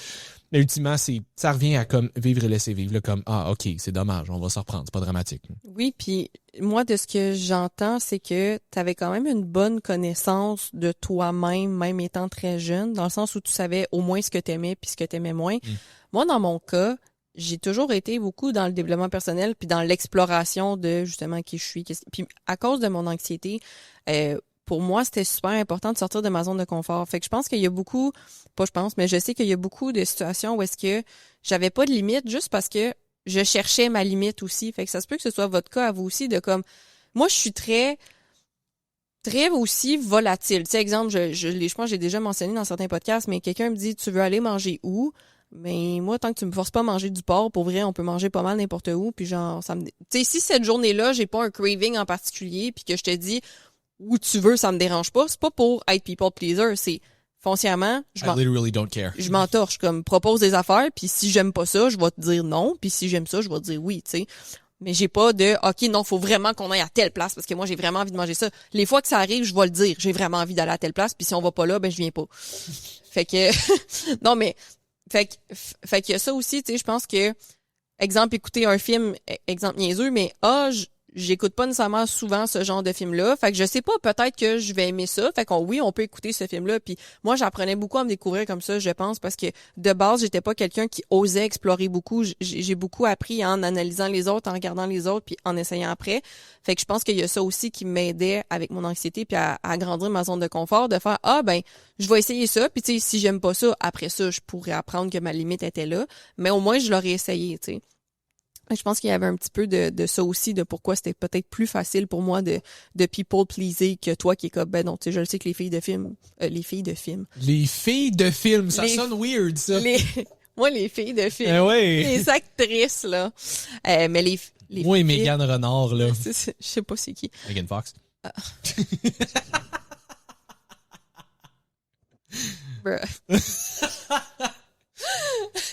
Mégane Renard. Ouais. Oui, c'est comme Benjamin Charpentier. Exact. Ben Carpenter. C'est ça. Fait que c'est ça. Fait que je pense qu'il y avait peut-être un peu de ça aussi. Tu sais, si vous connaissez pas de base vos limites, ça va probablement être plus difficile de les imposer aux autres. Puis je sais que c'était pas nécessairement le prochain point, mais peut-être pas encore, mais t'as quand même effleuré j'apprends à ne pas le prendre personnel. Mm-hmm. Puis dans les points que j'ai écrits, moi, un livre qui m'a énormément aidé à apprendre à lâcher prise sur beaucoup de choses, puis à vivre une vie qui est beaucoup plus paisible pour mon pauvre petit système nerveux qui rush souvent, c'est les 4 accords Toltec. Donc, les 4 accords, c'est ne prends rien personnel, ne suppose rien. Hey, tu l'as eu! Oui, ne suppose rien. Puis je l'ai écrit tantôt dans ChatGPT pour m'en rappeler. Fais toujours de ton mieux et que ta parole soit impeccable. Fait qu'en vivant avec ces 4 accords-là, en passant à travers ces quatre filtres-là, dans n'importe quelle situation de votre vie, ça aide énormément à justement filtrer un paquet de réactions complètement inutiles. De se dire comme, je vais prendre un exemple, quelqu'un te coupe en char, prends-le pas personnel. Ne fais pas de suppositions sur cette personne-là. Que ta parole reste impeccable. Tu as le droit de le traiter de cave, mais je veux dire, puis l'autre de... T'as le droit de le traiter de cave, fais juste pas supposer que c'est vrai. C'est ça, exact. Mais puis, fais toujours de ton mieux. Fait qu'est-ce qu'il y a la meilleure version de toi-même sortirait de son char pour coller des coups de batte de baseball dans sa fenêtre? Clairement. Probablement. Mon chum m'a dit, une chance que t'es pas un gars, genre un gros gars tatoué de 6 pieds cuc, là. Tu serais clairement en prison. Je suis comme, effectivement. Dieu ne m'a pas donné la shape pour aller avec mon caractère. Et c'est une bonne chose. Oui. Mais. Pour les autres. Oui, c'est une bonne chose. J'apprends à me calmer la gang. Fait que c'est ça. Fait que, tu sais, quand tu passes à travers ces 4 filtres-là, pour n'importe quelle situation, tu sais, je veux dire, quelqu'un à ta job a été désagréable avec toi aujourd'hui. Prends-le pas personnel, ça a probablement pas vraiment rapport avec toi. N'assume rien, assume pas que cette personne-là a quelque chose contre toi ou que c'est une ci ou que c'est une ça. Présume. Oui, ne présume. Suppose. Suppose, c'est ça, ne suppose pas. Tu sais, incarne la meilleure version de toi-même là-dedans, puis que ta parole soit impeccable. Fait que va pas parler dans son dos avec d'autres de tes collègues, mettons, puis non. Fait que quand tu passes à travers ces 4 accords-là, avant n'importe quelle situation, je vous le jure, lisez ce livre-là, intégrez-les, ça aide énormément. Je pense que tu avais dit qu'il était disponible en audiobook aussi. Oui, sur Spotify, moi, je ne lis pas dans la vie. J'écoute des audiobooks parce que je peux pas m'asseoir et lire un livre, là, c'est beaucoup trop demandé. Mais j'en écoute énormément. Fait que ça aussi.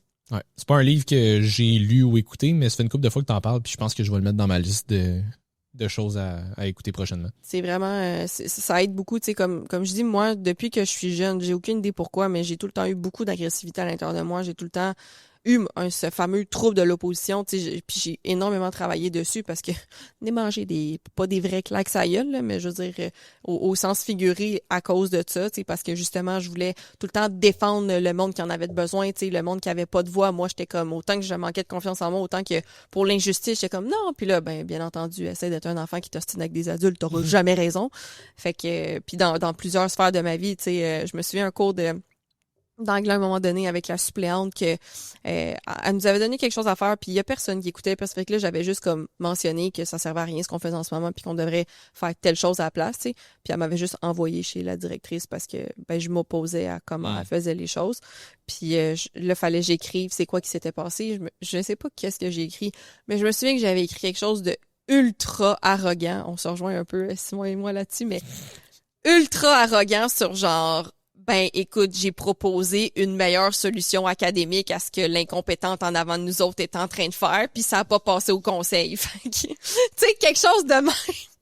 Puis j'étais pas quelqu'un qui causait beaucoup de problèmes à l'école. Fait que quand je me souviens pas si c'était un directeur ou une directrice, celui ça. J'aurais pas dû prendre une gorgée à ce moment-là. Mais ils ont juste fait comme OK, c'est beau, là, genre, retourne en classe, là, va-t'en, là. Fait que j'étais comme, mais non, mais tu me demandes de te décrire c'est quoi qui s'est passé, ma perception, c'est exactement ça. Moi, je pense que j'ai raison, on n'apprenait rien, et le but de l'école, c'est d'apprendre des choses. Fait qu'en tout cas, ça aussi, je me suis calmée sur l'arrogance. On parlera pas trop du système d'éducation parce que ça pourrait être un podcast complet, là, si on partirait là-dedans. Mais c'est ça, fait que, tu sais, vu que j'ai toujours eu ça à l'intérieur de moi, je travaille énormément à casser ça, puis les 4 accords Toltec, c'est quelque chose qui m'aide énormément à rester beaucoup plus calme et beaucoup plus douce dans la vie de tous les jours, même au volant.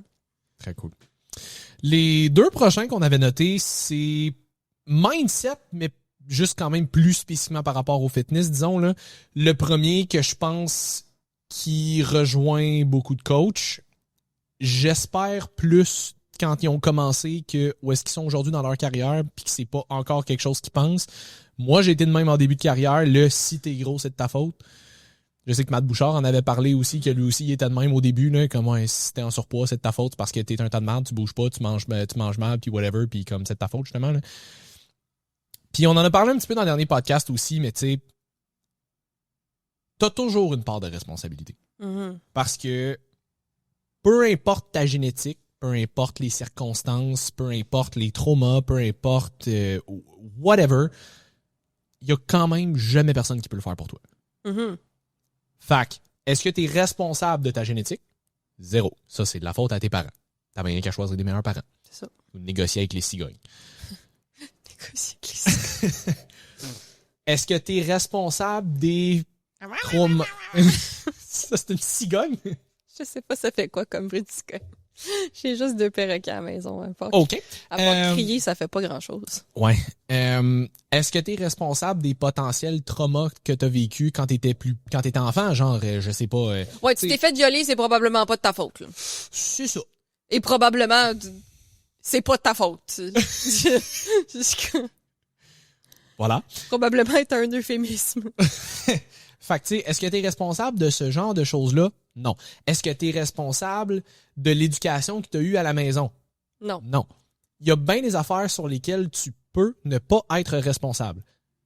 Ça reste ta responsabilité de le changer si tu veux le changer. Tu es responsable de la réaction que tu as envers ces petites mouches-là. Oui, tu es effectivement responsable de la réaction que tu as envers les mouches. Ouais.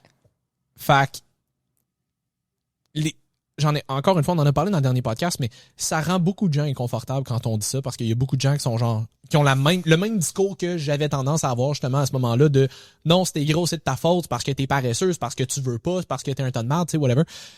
Parce que t'es un tas de merde. C'est connu. Mais puis encore une fois, ça peut être un facteur, c'est juste jamais complètement 100% la responsabilité. C'est pas non plus 100% la génétique et les circonstances. T'es à quelque part entre les deux. Il y en a qui sont plus du côté responsabilité parce que peut-être que tu pourrais avoir une très bonne génétique si tu te mettais puis tu sais, t'as eu une bonne éducation puis comme t'es pas nécessairement défavorisé ou quoi que ce soit. Bon, ben là, ça se peut que ça soit vraiment comme vraiment le côté responsabilisation. Comme ça se peut que tu sois beaucoup plus près du côté génétique et circonstances. Peut-être que tes 2 parents sont obèses morbides, fait que t'as malheureusement hérité de cette génétique-là. T'as été dans un milieu défavorisé, fait que tu sais, de te permettre de la bouffe, peut-être un petit peu plus de qualité. C'était pas trop de mise, c'était majoritairement du fast-food parce qu'il fallait économiser de l'argent ou tu sais, whatever. Comme, il peut avoir un paquet d'affaires, peut-être qu'en plus, il y a des traumas d'enfance reliés à ça. Comme, il peut avoir vraiment beaucoup de choses reliées à ça. Mais t'es à quelque part entre les deux. T'es pas juste d'un bord ou juste de l'autre. Oui, puis de tous ces facteurs-là, c'est qu'il y a une, on en avait parlé avec Hugo, mais il y a une raison en arrière aussi. T'sais, si tu as de la difficulté, par exemple que c'est juste parce que, en guillemets, juste parce que tu ne bouges pas, tu es vraiment sédentaire et que tu manges pas bien, il y a des raisons pour lesquelles tu ne bouges pas et tu manges pas bien. Fait qu'est-ce que c'est ta responsabilité d'améliorer ça? Oui, 100%, mais je veux dire, c'est peut-être pas de commencer avec un plan d'entraînement puis un plan alimentaire que tu as besoin. C'est peut-être d'aller voir un psychologue pour travailler. OK, mais au niveau de ce qui se passe dans ta tête, qu'est-ce qui fait en sorte que par toi-même, t'es pas capable de le faire ou par toi, même avec un coach, quelque chose, t'es pas capable de suivre ça. Tu sais, pourquoi est-ce que tu retombes tout le temps dans certains patterns? Ça, c'est à régler beaucoup, beaucoup avant de commencer à suivre quelconque plan que ce soit. Fait que, est-ce que c'est ta responsabilité de prendre action pour ça?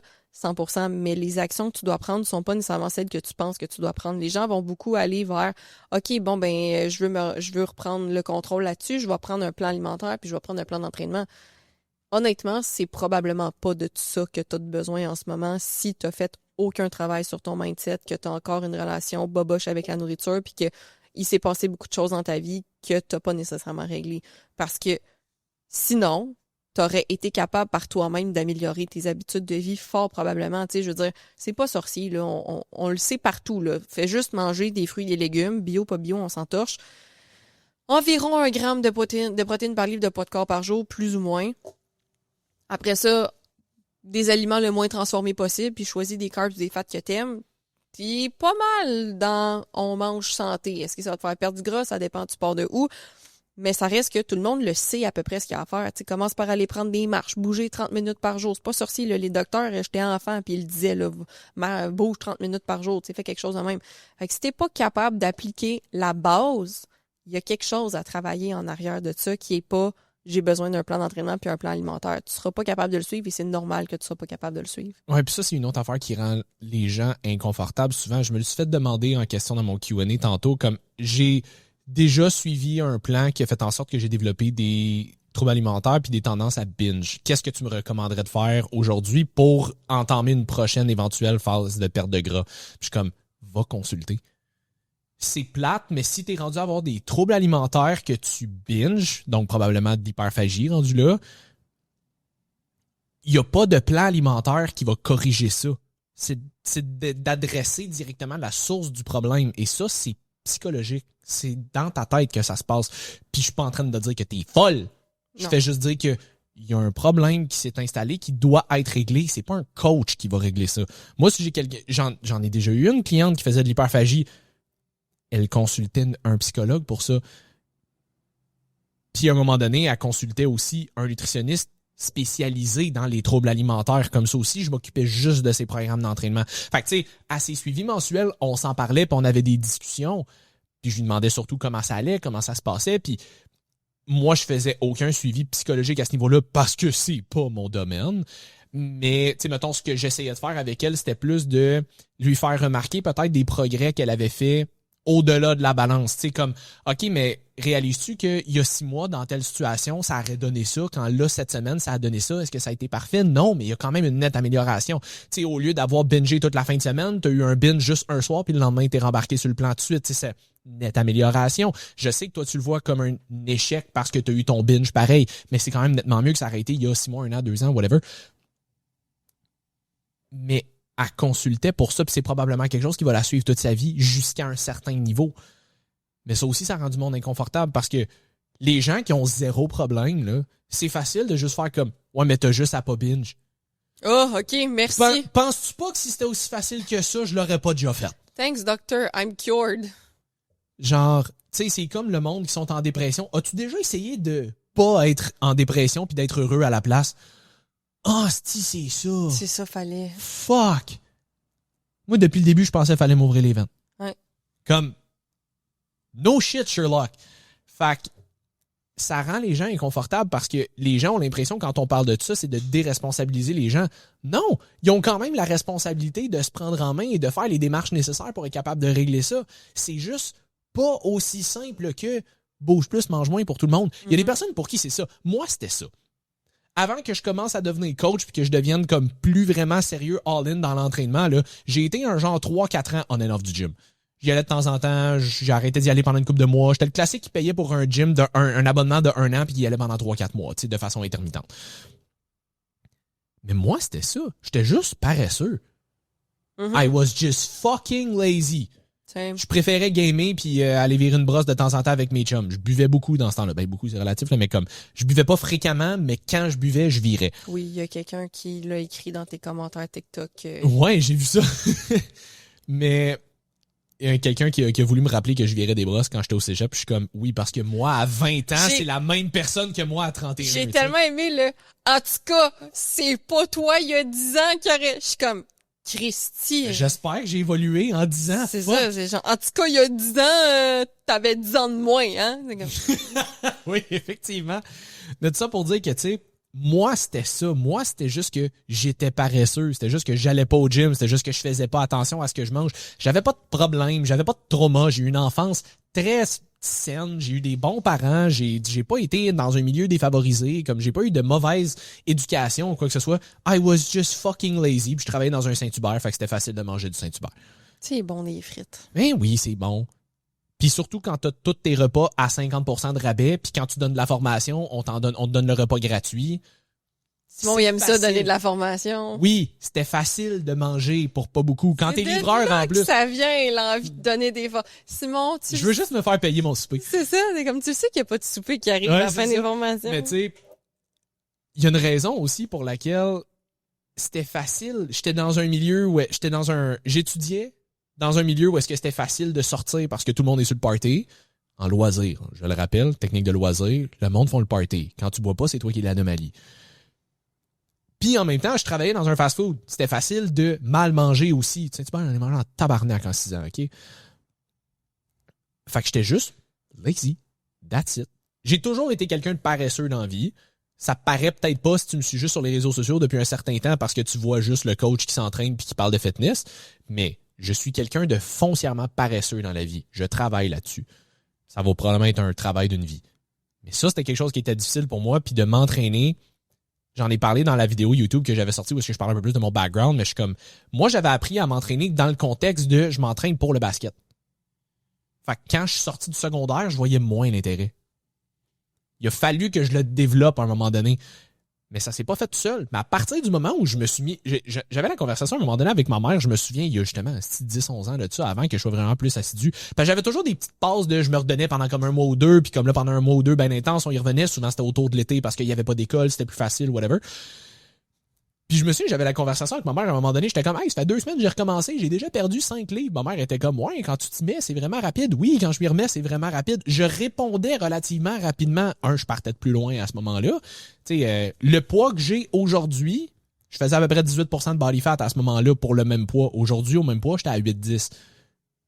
Il y a eu du progrès, mais à ce moment-là, je partais de plus loin. Mais je répondais rapidement quand je me donnais.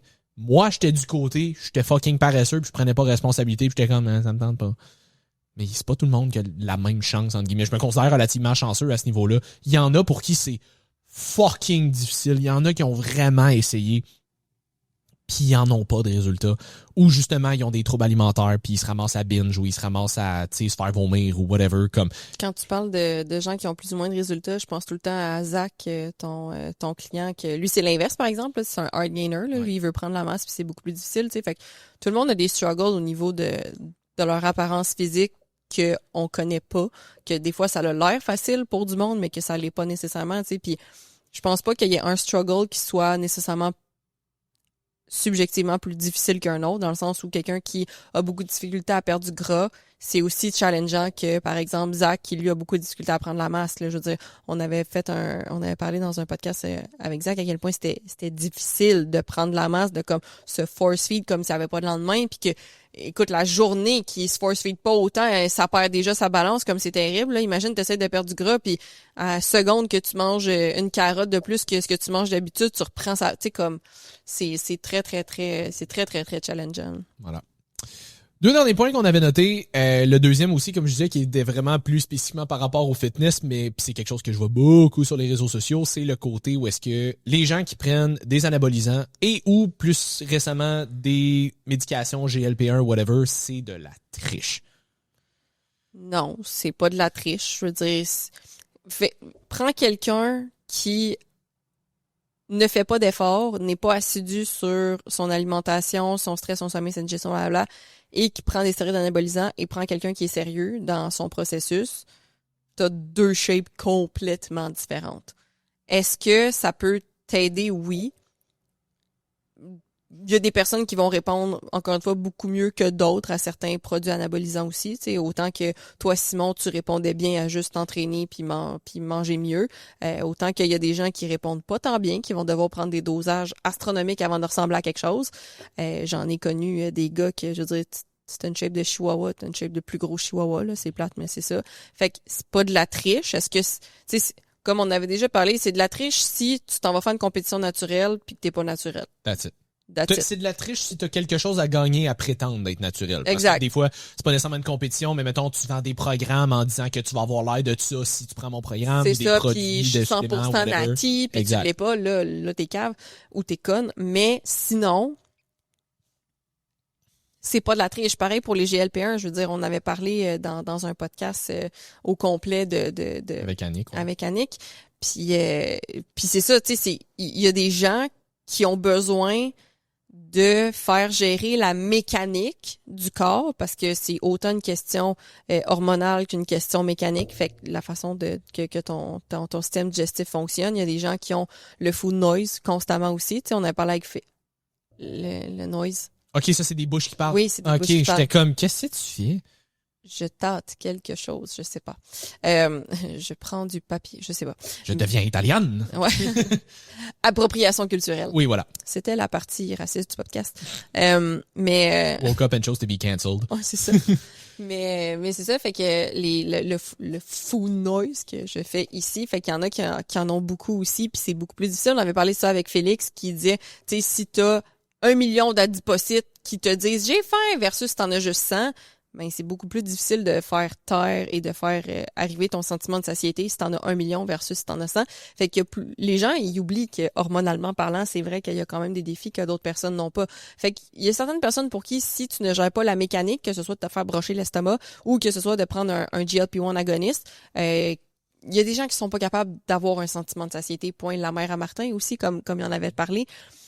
Fait qu'ils ont besoin de ça. Fait que de dire, mais c'est de la triche, tu le sais même pas dans quel état tu serais si tu avais exactement la même condition que cette personne-là. Fait qu'encore une fois, de juger les autres personnes selon le processus qu'ils font, on s'entorche. Tu sais, si, encore une fois, la personne, elle a des affaires à vendre puis qu'elle dit qu'elle y est arrivée naturellement, sans rien faire, là, c'est de la triche parce que t'es pas supposé de dire que t'as perdu genre 200 livres en prenant pas de GLP-1 agoniste ou en te faisant pas brocher l'estomac puis de vendre des affaires par après. C'est malhonnête, ça ne se fait pas.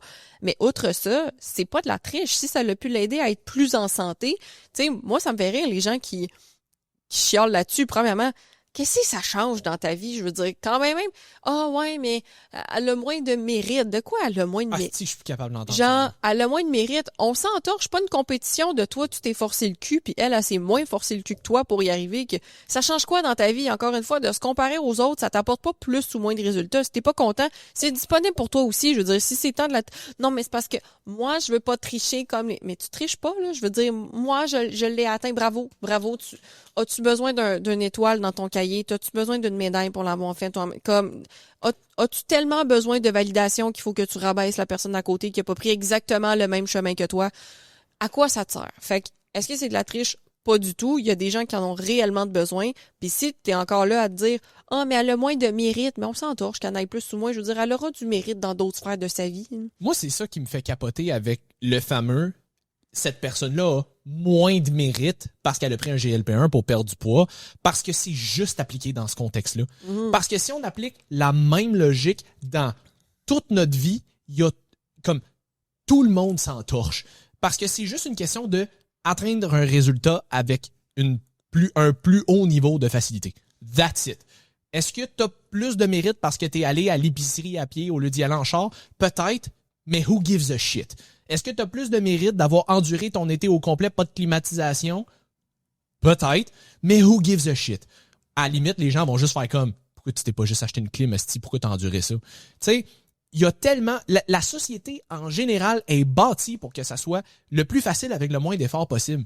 Et dans tous les autres contextes, si on utilise la méthode facile, tout le monde s'entorche. On utilise seulement cette logique-là quand on parle de perte de poids. Ben, quand on parle d'apparence physique tout court, je te dirais, parce que ça vient de me faire penser, les chirurgies aussi, il y a beaucoup de gens que, en tout cas, moi, je suis de même naturellement, genre, je te félicite que t'aies gagné à la loterie de la génétique puis que t'aies pas eu besoin de te modifier pour apprécier ce que t'as de l'air. Tant mieux pour toi, you go girl, you go boy. Mais il y a des gens qui n'ont pas nécessairement eu cette chance-là et je m'inclus là-dedans. Tu sais, j'avais certains complexes que j'ai réglés et je m'en porte beaucoup mieux depuis. Honnêtement, je le recommande fortement si vous avez les moyens. Mais c'est ça, mais c'est comme, moi, j'ai plus de mérite parce que j'ai pas pris de GLP-1 agoniste ou moi, j'ai jamais eu besoin de chirurgie. Good for you, mais comme, ça change quoi? Puis il y a une fille, à un moment donné, j'avais fait un post là-dessus, à un moment donné, sur TikTok, il y a pas super longtemps. Puis, les réseaux sociaux en général, c'est pas important. J'avais fait un post là-dessus, il y a pas super longtemps, puis il y a une fille qui avait répondu en commentaire, ouais, mais moi, je suis pas d'accord avec ça parce que, selon moi, t'sais, on devrait pas encourager ce genre d'affaires-là parce que les personnes qui mettent vraiment les efforts naturellement pour le faire, c'est comme de pas les supporter là-dedans. Je pense qu'on devrait encourager les efforts. Puis je suis comme, tu crées une fausse dichotomie. Tu peux encourager le monde qui le font naturellement et le monde qui utilise des GLP-1. T'es pas obligé, c'est pas un ou l'autre, là. Comme ça a tellement pas rapport. C'est pas parce qu'il y a du monde qui le font naturellement, puis il y a du monde qui utilise ces produits-là, que là, soudainement, on dit que parce qu'il y a des personnes qui prennent le produit, que le monde qui le font naturellement, faut pas les féliciter. C'est juste comme, est-ce qu'on peut juste être content pour le monde? On peut être content pour tout le monde? That's it. Pourquoi est-ce qu'il faut absolument que ça soit fait à ta manière? Comme, est-ce que t'es dans la vie de cette personne-là?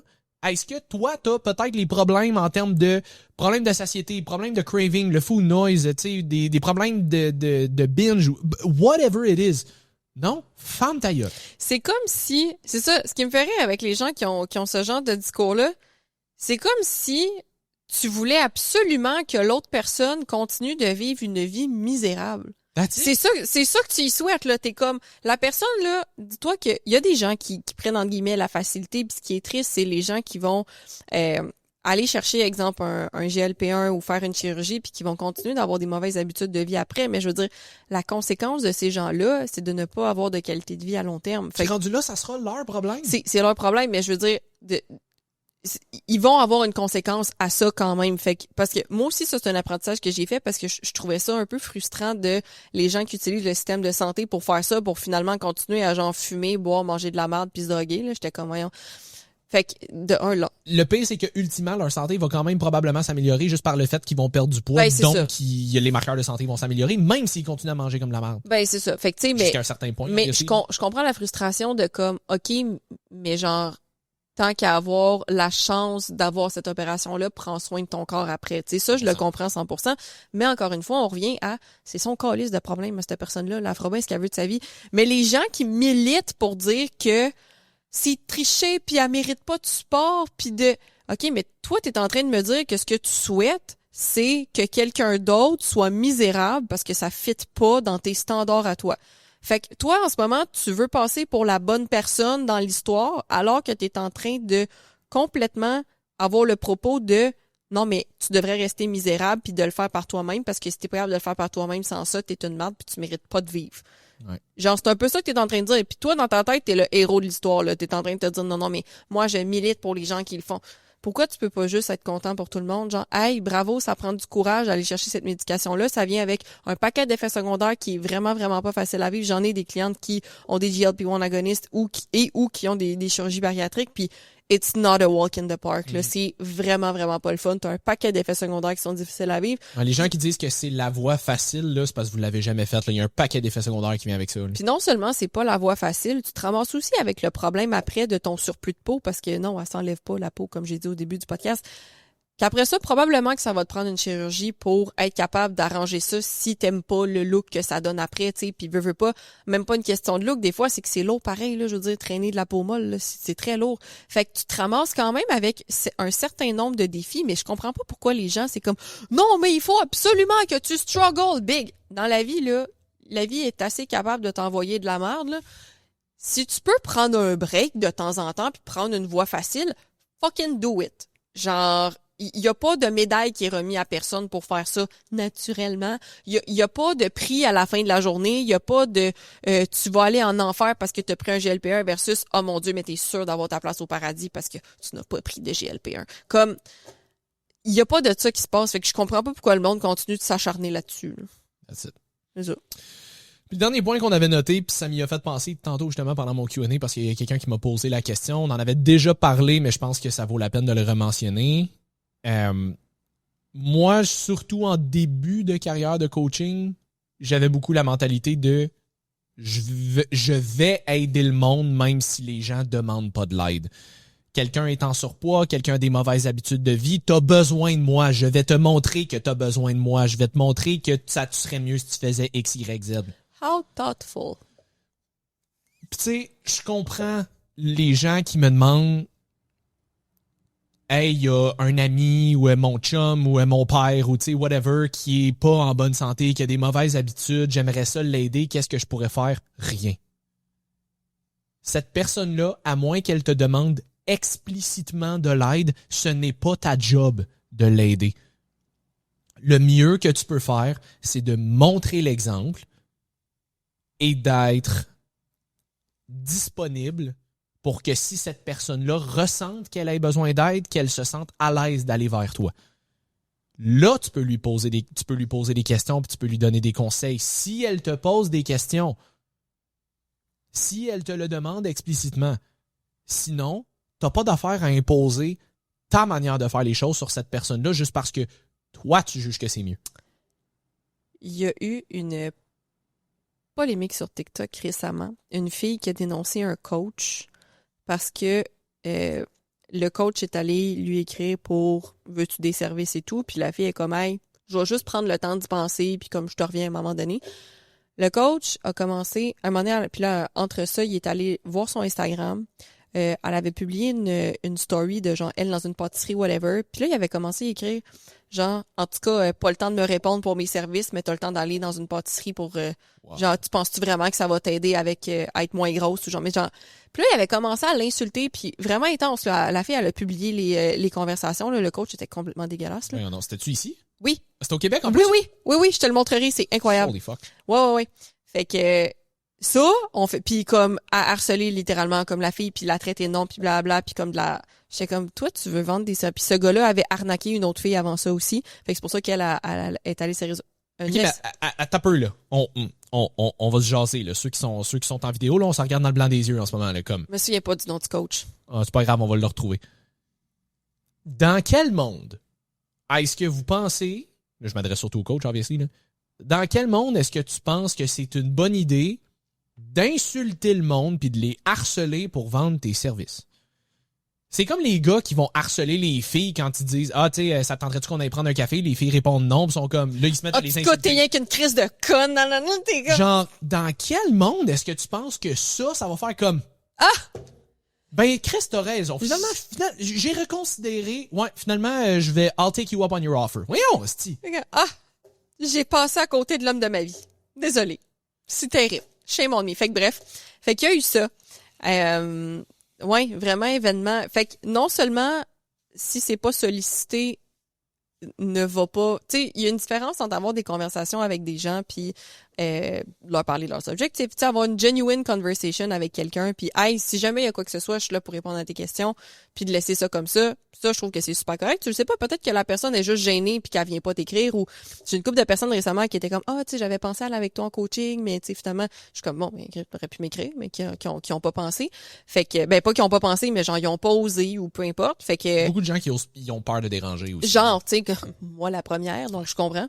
Fait que des fois ça peut ouvrir une porte, mais comme d'insister pour ça, c'est un gros non, là. Je veux dire, moi, puis je trouve ça triste que, encore une fois, notre profession soit pas plus réglementée parce que on n'a pas d'ordre. Genre, ce gars-là devrait être radié, ne devrait plus avoir le droit de coacher de sa sainte Christie de vie, là. Ouais. Tu sais, c'est pas une seule offense, là. C'est de un, t'arnaques le monde, puis de deux, t'insultes les filles, là. Comme c'est des, puis tu vois, ça, c'est une des rares vidéos TikTok que je t'allais commenter puis je t'allais écrire à la fille aussi parce que je trouvais ça complètement aberrant, là.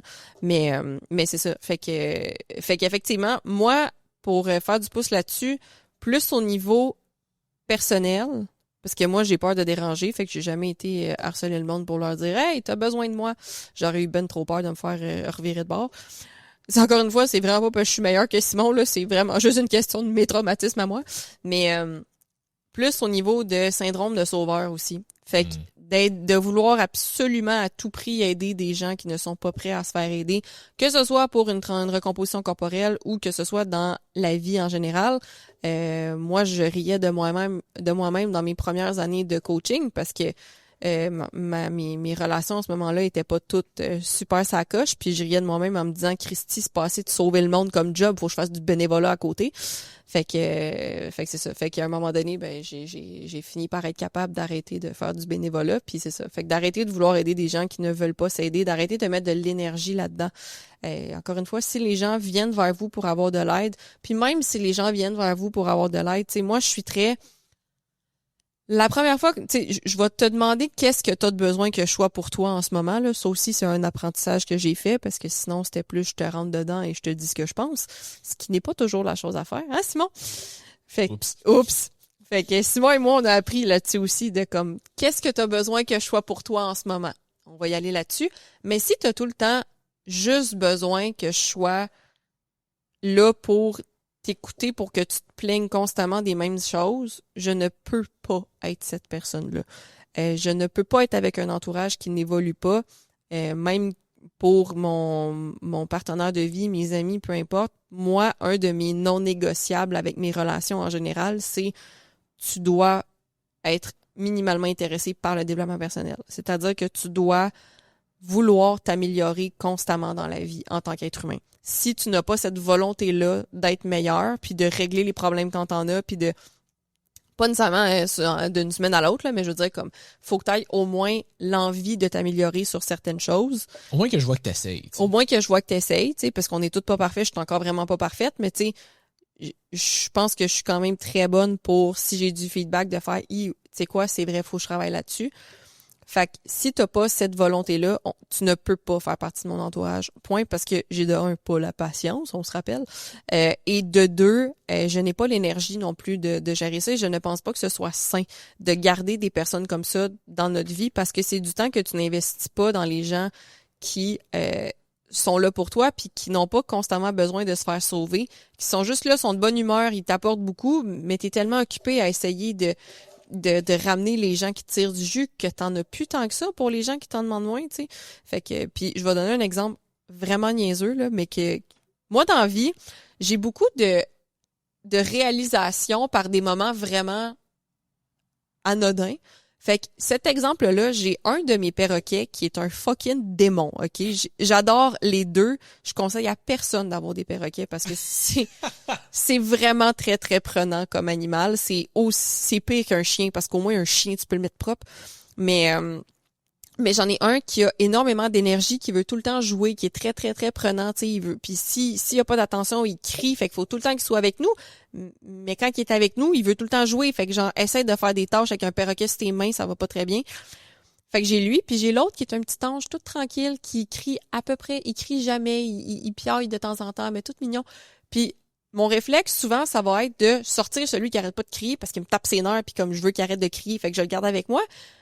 Mais l'autre aussi, tu sais, puis des fois, c'est juste parce que les deux, c'est un peu beaucoup de stock à gérer les deux en même temps, ils sont pas encore amis. Mais je peux pas laisser mon petit tranquille qui dit pas un mot, puis le laisser dans sa cage parce qu'il est tranquille puis qu'il demande rien, puis sortir l'autre parce que lui, il fait chier, tu sais. Je suis comme, c'est pas juste, au contraire. Lui, il devrait apprendre à se calmer, puis lui, il devrait mériter plus de sortir. Fait que, puis des perroquets, pour votre information personnelle, faut que tu sortes environ, en moyenne, au moins 4 heures par jour, là.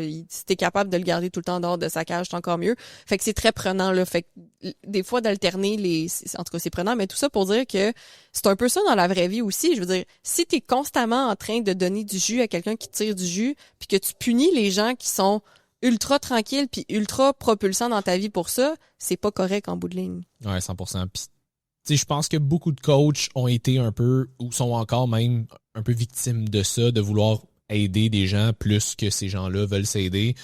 Les deux, on l'a fait avec des clients aussi qui sont comme, mais là, c'est nos clients, on veut comme les aider à s'aider le plus possible, puis comme ils mettent pas les efforts pour, puis comme nous autres, on essaye, puis on n'a jamais de retour là-dessus. Fait que, à un moment donné, on apprend à lâcher prise un peu là-dessus, puis c'est plus facile à dire qu'à faire. Ça s'en vient plus facile aujourd'hui parce qu'on a l'expérience en arrière, mais encore aujourd'hui, là, ça arrive des fois là, qu'il y a des clients qui veulent peut-être un peu moins, puis comme à un moment donné, on est comme, mais là, à un moment donné, je peux pas faire ce que tu fais, je peux pas le faire à ta place, tu sais, comme. Ben non, puis à un moment donné, tu sais, moi, je suis très axée sur le développement personnel, encore une fois, tu sais, surtout avec mon programme Cohérence, puis même mes clientes qui ne sont pas nécessairement dans Cohérence, je veux dire, ça reste que c'est moi qui est coach, fait que j'ai quand même cette empreinte-là dans mon coaching, mais there's just so much exercice que je peux te donner.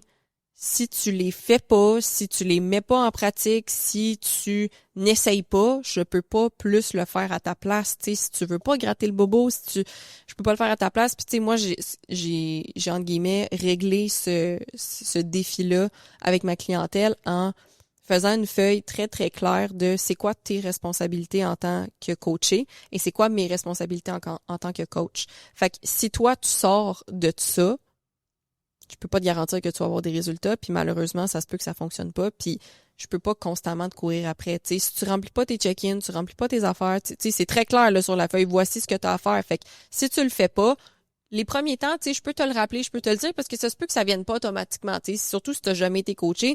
Tu sais, j'en ai, mais tu peux pas venir chialer sur tes résultats après si tu fais pas exactement tout ce qu'il y a à faire. C'est beaucoup d'efforts. Les gens, je trouve, étant donné probablement que la société fait en sorte que tout est fabriqué de façon à ce qu'on fasse le moins d'efforts possible pour le plus de rendement possible, les gens ont tendance à vouloir appliquer ça dans leur recomposition corporelle, alors que malheureusement, c'est probablement une des seules choses que tu ne peux pas accélérer plus qu'il faut et maintenir dans le temps. Parce que les méthodes drastiques que tu vas prendre, tu les maintiendras pas. Fait que, puis encore une fois, il y a la fausse illusion de maintenant, on a accès à voir tellement de personnes modifiées, tellement de personnes que tu fais juste voir, mais que tu ne vois pas la vie complète de ces gens-là, que ça donne une fausse impression de ça a donc bien l'air facile pour tout le monde d'être en shape. Alors que c'est pas nécessairement le cas. Il y a des gens que oui, je veux dire, toi puis moi, pas te mentir, c'est relativement facile de rester en shape. T'sais, autant parce que notre identité fait en sorte que on a les outils dans notre cerveau qui fait que c'est facile, puis on aime ce mode de vie-là, donc c'est plus facile pour nous autres, on est passionnés. Mais encore une fois, je veux dire, moi, je considère pas que je suis particulièrement en shape, là. Pour moi, je suis correct, là. J'ai un certain niveau de masse musculaire. Puis je suis relativement correct lean, dépendant des fois plus ou moins à l'année, mais... Du haut de ton 25%. Hey, follow-up là-dessus! La semaine passée, on avait dit que Jess était à 25% selon le InBody. Selon mes pinces, elle est à 11%. Légère différence entre les deux. Fait que ceux qui me demandent des fois, hey, qu'est-ce que tu penses du InBody, là? Faites ce que vous voulez avec cette information-là. On dit body, je sais pas si c'est exactement ça le nom de la machine, là, mais en tout cas, c'est une machine dans ce type-là. Là. C'est peut-être un autre format, fait que tu sais, je veux pas bâcher une body, là, parce que je veux pas qu'on se fasse poursuivre. Mais une machine qui prend le pourcentage. Puis les pinces, c'est très biaisé aussi. Fait que vous aurez pas deux personnes qui vous pincent de la même façon. Vous aurez pas, tu sais, dépendamment du moment que tu le prends dans la journée, etc. Définitivement, puis on n'a pas toutes les mêmes formules. Ceci dit, on passera pas de 11 à 25, par exemple. Ben, c'est ça, tu sais, c'est pour vous montrer qu'il y a comme... Puis, entre les deux, je veux dire, je ne suis ni 11% de body fat, ni 25. Je dois être quelque chose entre peut-être 15 et 20. Quelque chose de même, d'après moi. Ouais, 13-15, probablement. Tu sais, fait que selon moi, là, tu sais, peut-être dans ma tête, je me regarde, puis je suis pas objective, là, parce que je me vois tout le temps, mais peut-être plus un 18 que d'autres choses dans ma tête à moi. Tant mieux, merci Simon, si tu dis plus un moins que ça. Merci, c'est gentil. Moi, je me vois beaucoup plus fat que ça. Mais c'est ça, tu sais, fait que c'est ni l'un ni l'autre. Fait que c'est pour ça qu'on vous dit des fois de prendre de prendre plusieurs types de mesures. Fait que les photos, ça en est un. Puis je veux dire, moi, mon pourcentage de body fat, là, je m'en torche. Mais quand j'ai vu le 25%, j'étais genre, OK, c'est rough, 25%. Automatiquement redevenu self-conscious. Oui, automatiquement, j'étais comme, mais là, je veux dire... Puis une autre partie de moi était comme, ben Christy, si j'ai l'air de ça à 25%, tant mieux. Là. Mais ça va être quoi quand tu vas être stage ready, toi? Ben c'est ça, tu sais. C'est genre, ça a pas de sens. Fait que, mais tout ça pour vous dire de pas prendre ça pour du cash, tu sais. Puis je le sais que c'est difficile, je l'ai vu, là. Je veux dire, c'est mon domaine. Puis moi, me peser des affaires de même, ça me dérange pas du tout. Mais de voir ce pourcentage-là, ça m'a honnêtement rassuré quand Simon m'a pincé. J'étais comme, OK, c'est beau, là, je suis pas folle, là. Me semble que c'est too much. Fait qu'à partir de maintenant, quand je veux rassurer Jess, je la pince. The more you know. Isn't he a little ray of sunshine? Ouais, écoute, Jess est stressée. Ping, ping! Ah, ça va mieux. Il monte une mesure. Il prend mon meilleur pli à genre 8%. 8%, Jess. Ah, OK, merci. OK, cool. Fait que, mais c'est ça, avec tout ça pour vous dire que faites-vous-en pas non plus, là, avec les mesures. C'est juste des chiffres. Fait qu'il faut idéalement utiliser la même mesure parce que sinon, en dedans d'une journée, j'aurais perdu genre 15% de body fat, là. Fait que ce qui n'est pas non plus arrivé, là. J'ai pas, parce que c'est ça, c'est le lendemain de la machine que j'ai fait ça, là. C'était pas genre des mois plus tard après avec un plan très strict, là. C'est genre du jour au lendemain. Fait que faites attention avec ces mesures-là aussi. On s'en allait où avec nos skis dans le bain avec ça? Je me souviens pas.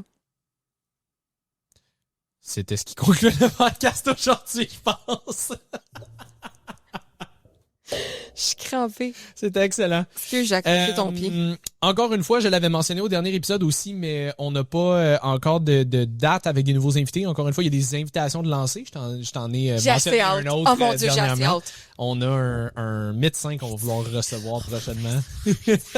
C'est drôle parce que c'est drôle parce que j'avais fait une publication où est-ce qu'on parlait de justement de l'alcool et tout ça, un extrait du podcast qu'on a fait avec Catherine. J'ai fait un post qui a été fucking viral sur TikTok. C'est terrible, genre 7800 likes. Ah ouais, genre 225 000 views, puis en tout cas, même sur Facebook, le post a été viral. Bref, tout ça pour dire que c'est pas ça le point important. Il y a une fille qui avait tagué un médecin dans les commentaires pour demander son opinion, ce à quoi il a répondu « Oui, très bien mentionné, bonne information, super pertinent ». Puis la fille était comme, elle dit, ok cool, elle dit, tu sais, elle dit moi aussi là, comme je suis quand même d'accord avec ce qui se dit, elle dit je savais juste pas que tu sais l'alcool était cancérigène. Puis c'est drôle parce que j'ai vu ce commentaire là, puis j'étais comme, moi ça m'étonne parce que moi ça fait longtemps que je le sais, mais il y a encore beaucoup de gens qui sont légitimement pas au courant que l'alcool c'est cancérigène. Puis c'est drôle parce que je me revoyais après ça en parler avec mon parrain il y a une couple de mois de ça, puis je me souviens plus comment on est arrivé sur ce sujet, mais je lui disais justement ça, là, tu sais, l'alcool, c'est cancérigène.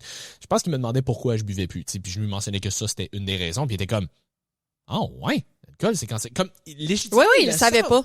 Puis tu sais, il y avait du monde dans les commentaires qui apportait aussi un bon point, où est-ce que, tu sais, si tu fais juste regarder, mettons, la SAQ versus la SQDC, là, hey, c'est deux types de publicités très différentes, là. SAQ, c'est comme, hey, une bouteille de vin, puis un bon fort, puis whatever, puis c'est comme très, très, très, très, très mis de l'avant. SQDC, c'est comme, c'est encore un peu niché, c'est encore un peu comme dans l'ombre, on veut pas trop en parler. C'est de la drogue. Ouais, c'est ça. Mais comme, l'alcool, c'est cancérigène. Classe 1, ça veut dire qu'on a beaucoup de preuves. Puis là, c'est plus juste un possiblement comme mettons l'aspartame. Là, c'est comme, on le sait pour sûr, it's a fact. Et il n'y a pas de quantité de consommation qui soit safe. Tu peux prendre un verre d'alcool dans ta vie et tu peux potentiellement augmenter tes chances de développer un cancer. C'est pas une cause à effet, encore une fois, mais ça reste que c'est une mauvaise génétique. Tu joues avec les poignées de ta tombe. C'est ça. Puis encore une fois, t'augmentes les risques relatifs. C'est pas C'est un ça. verre qui va te donner le cancer. Ah non. C'est juste, tu augmentes les risques. Si Relatif. t'es plus élevé, tu les as peut-être augmentés un petit peu Un plus. petit peu. Bref, Tu sais, c'est peut-être 0,0000001%, ça. mais comme c'est là pareil. c'est là pareil. Fait que cumulativement, ça finit par s'ajouter. Puis Parce que c'est rare que quelqu'un boit un verre dans sa vie et c'est terminé. Là. exact. Ça arrive, Puis, mais... au même titre que plusieurs commentaires que je recevais, c'était comme ouais, mais il y a du monde qui vit fucking vieux, puis ils ont bu toute leur vie, puis ils ont vécu super vieux pareil. Ben oui, il y a du monde qui survive d'un gunshot à la tête aussi. Ça veut pas dire que tu mets les chances de ton bord. Il y a toujours des exceptions à quelque part, mais la moyenne des gens... Puis tu sais, les gens vivent vieux. Ont-tu vécu en santé? Exact. Il y a une différence entre être en vie et avoir une qualité de vie. C'est ça. Tout ça pour dire que je reviens à mon post. Il avait commenté justement qu'il était d'accord. Fait que suite à ça, j'étais allé voir c'était qui le dude parce que moi je l'avais jamais vu. Toi, tu t'avais l'air de me dire que tu savais Ouais. c'était qui. Puis justement, j'étais allé voir sa page, il y a du contenu super pertinent. Fait que j'étais comme hey, Un peu funny, un Ouais, peu, c'est il est vraiment hot. Puis tu sais, très science-based, obviously, c'est un médecin. C'est un Fait médecin. qu'il y a une personnalité qui est le fun aussi. Fait que médecin. j'ai envoyé un message. J'étais comme hey, salut, t'as commenté mon post récemment, tu t'es fait taguer, puis je me suis dit hey, ça pourrait être le fun de te recevoir au podcast. Puis il était super ouvert, il était comme ben ouais, ça me ferait plaisir. Il dit tu sais, il dit, moi, je suis médecin plus anesthésiste. Oh! En tout cas, ça, tu sais, un mot que je suis pas capable de prononcer. Fait qu'il dit, tu sais, je suis Gros moins, gars. mettons, entraînement, nutrition, tout ça, mais il dit, tu sais, je fais du powerlifting quand même un peu comme pour le fun, puis tu sais, si vous voulez parler plus de trucs médicaux, ben, tu sais, ça me fait plaisir. Fait que j'étais comme...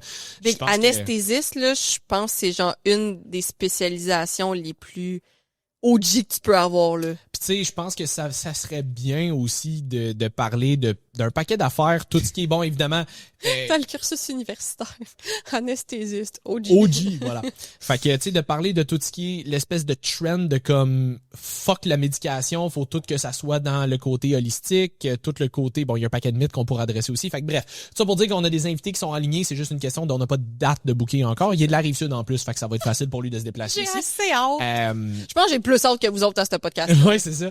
Fait que tout ça pour dire que si jamais vous avez des recommandations, soit de sujets que vous aimeriez qu'on adresse et ou d'invités que vous aimeriez qu'on reçoive, tu sais, envoyez-nous-les, puis peut-être des fois, si c'est du monde que vous connaissez de près ou de loin, pokez-les pour que peut-être Ouais. eux nous parlent, parce que des fois, on essaye d'inviter du monde, puis on n'est pas nécessairement comme des followers, whatever, fait que les messages tombent dans la boîte à quelque part, puis c'est perdu, puis on n'a jamais de nouvelles, là. Fait que des fois, si vous êtes capable de les poker un peu, ça nous aide nous autres aussi. Ben, c'est ça. Si, tu sais, quand vous nous proposez quelqu'un, idéalement, envoyez-leur un petit message aussi. Tu sais, eux autres, s'ils reçoivent plusieurs personnes qui leur disent, hey, on aimerait ça que tu ailles à tel podcast, peut-être que ça peut nous aider à les inviter aussi, parce que comme on l'avait déjà mentionné, des fois, on a des noms super intéressants. C'est juste que c'est pas accessible pour nous autres de slider dans leur DM puis d'avoir une réponse. Là.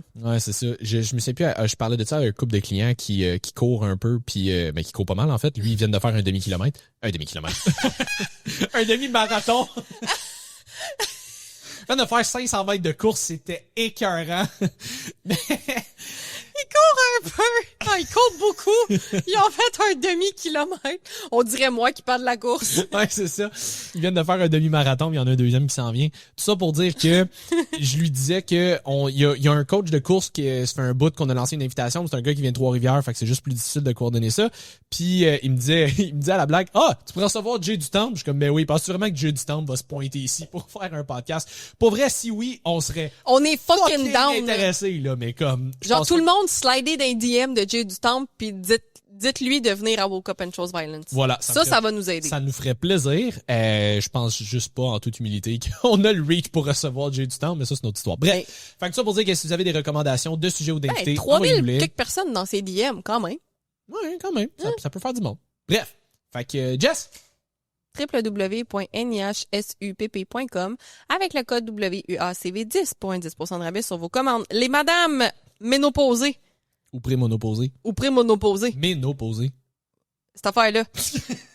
L'affaire qui arrive quand vous devenez vieille. Ouais, c'est ça. Quand vous servez plus à rien. On vous aime, c'est On vrai. vous aime, pas vrai.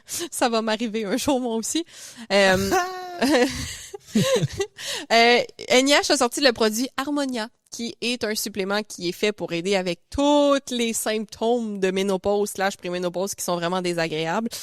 Donc, si vous voulez l'essayer, là, il est maintenant disponible sur le site www.nihsupp.com et vous pouvez utiliser le code WUACV10. Si vous habitez sur la Rive-Sud et que vous allez dans les shops santé à Martin-Gendron, vous pouvez aussi utiliser le code WUACV10 pour un 10% de rabais sur vos achats en magasin. Pour ceux qui savent pas c'est lesquels, c'est Saint-Basile, Boucherville et Longueuil. C'est pas tout le monde qui connaît Martin. Non. Puis encore une fois, pour ce supplément-là, je pense que c'est un supplément qui va pouvoir aider beaucoup de femmes. Gardez juste en tête que c'est un supplément. Ça fera pas des miracles et ça doit être fait conjointement à des bonnes habitudes de vie pour maximiser ses bénéfices. C'est ça, là. C'est ça, là. Je pense qu'en date qu'on va sortir ce podcast-là, ça va être 2 jours avant la vente futée aussi. La vente futée qui va être le 13 et 14 septembre. Je pense qu'on sort celui-là le 11, si je me souviens bien. Fait que... Comme d'habitude, je fais toujours un rappel dans mes stories avant chaque vente futée, mais je vais le rappeler en podcast. Soyez fucking indulgents, guys. Il y a du monde en tabarnak dans ces ventes-là. Si vous faites une commande en ligne, attendez-vous à ce que ça soit long avant que vous la receviez. Ça va être très long. Si vous voulez avoir vos affaires, rendez-vous en magasin. Oui, puis je vous conseille, là, allez-y le dimanche en magasin si vous voulez pas nécessairement avoir un sac surprise, là. Oui, puis honnêtement, même le samedi en après-midi, Oui. il y a plus tant de monde. Hey, la dernière vente futée que j'avais faite, là, il y a un gros rush entre genre 9h et midi. Puis après ça, il y a plus plus un chat, là, comme c'est vraiment plus ça. Fait que si vous, tu sais, s'il y a pas l'événement de la vente futée que vous voulez pas manquer, c'est-à-dire avoir un sac puis avoir plein de démos qui vous font goûter des affaires, là, c'est sûr qu'il faut être là le samedi en avant-midi. Mais sinon, allez-y samedi après-midi ou dimanche. Puis je veux dire, les rabais sont là, puis il y a vraiment moins de monde en magasin. Fait que, encore une fois, les ventes en ligne, les commandes en ligne, c'est très, très long. Parce qu'il n'y a pas juste les commandes livrées, il y a aussi les commandes ramassage en magasin. Les employés, les semaines d'après, doivent faire les ramassages en magasin. Fait que, tu sais, c'est beaucoup, beaucoup, beaucoup de stock et beaucoup, beaucoup, beaucoup de commandes. Donc, de grâce, soyez indulgents avec ces gens-là. Ça va prendre du temps. Fait que si t'es pressé, déplace-toi. Oui, puis garde en tête que, tu sais, c'est parce que si tu passes une commande en ligne, là, les commandes en ligne commencent à se faire préparer le lundi après la vente. Ouais. Pas à la minute que tu passes ta commande. C'est Ça veut ça. dire que tout le monde qui est passé durant la fin de semaine a peut-être vidé du stock, puis là, en ce moment, son backorder sur bien des affaires. Ils stockent en masse pour cette fin de semaine-là, là, mais je veux dire, s'il y a des milliers de gens qui passent, là, ça se peut qu'ils soient BO sur des affaires, puis ça se peut que ce soit long avant que tu aies ta commande. Fait que si t'es pas capable d'être patiente, va le chercher en magasin. Sinon, ben, prends ton mal en patience si tu veux pas te déplacer. Jess et moi allons être représentants pour NIH pour la vente. Je pense que toi, tu vas être à Saint-Hyacinthe. Moi, je pense que je vais être à Saint-Basile. Fait que si jamais vous êtes sur la Rive-Sud, vous voulez venir nous dire un petit allô, ça va nous faire plaisir de venir vous voir. Fait que j'espère que vous avez apprécié. On se voit pour un autre épisode de Woke Up et Chose Violence la semaine prochaine. Bye tout le monde. Salut tout le monde.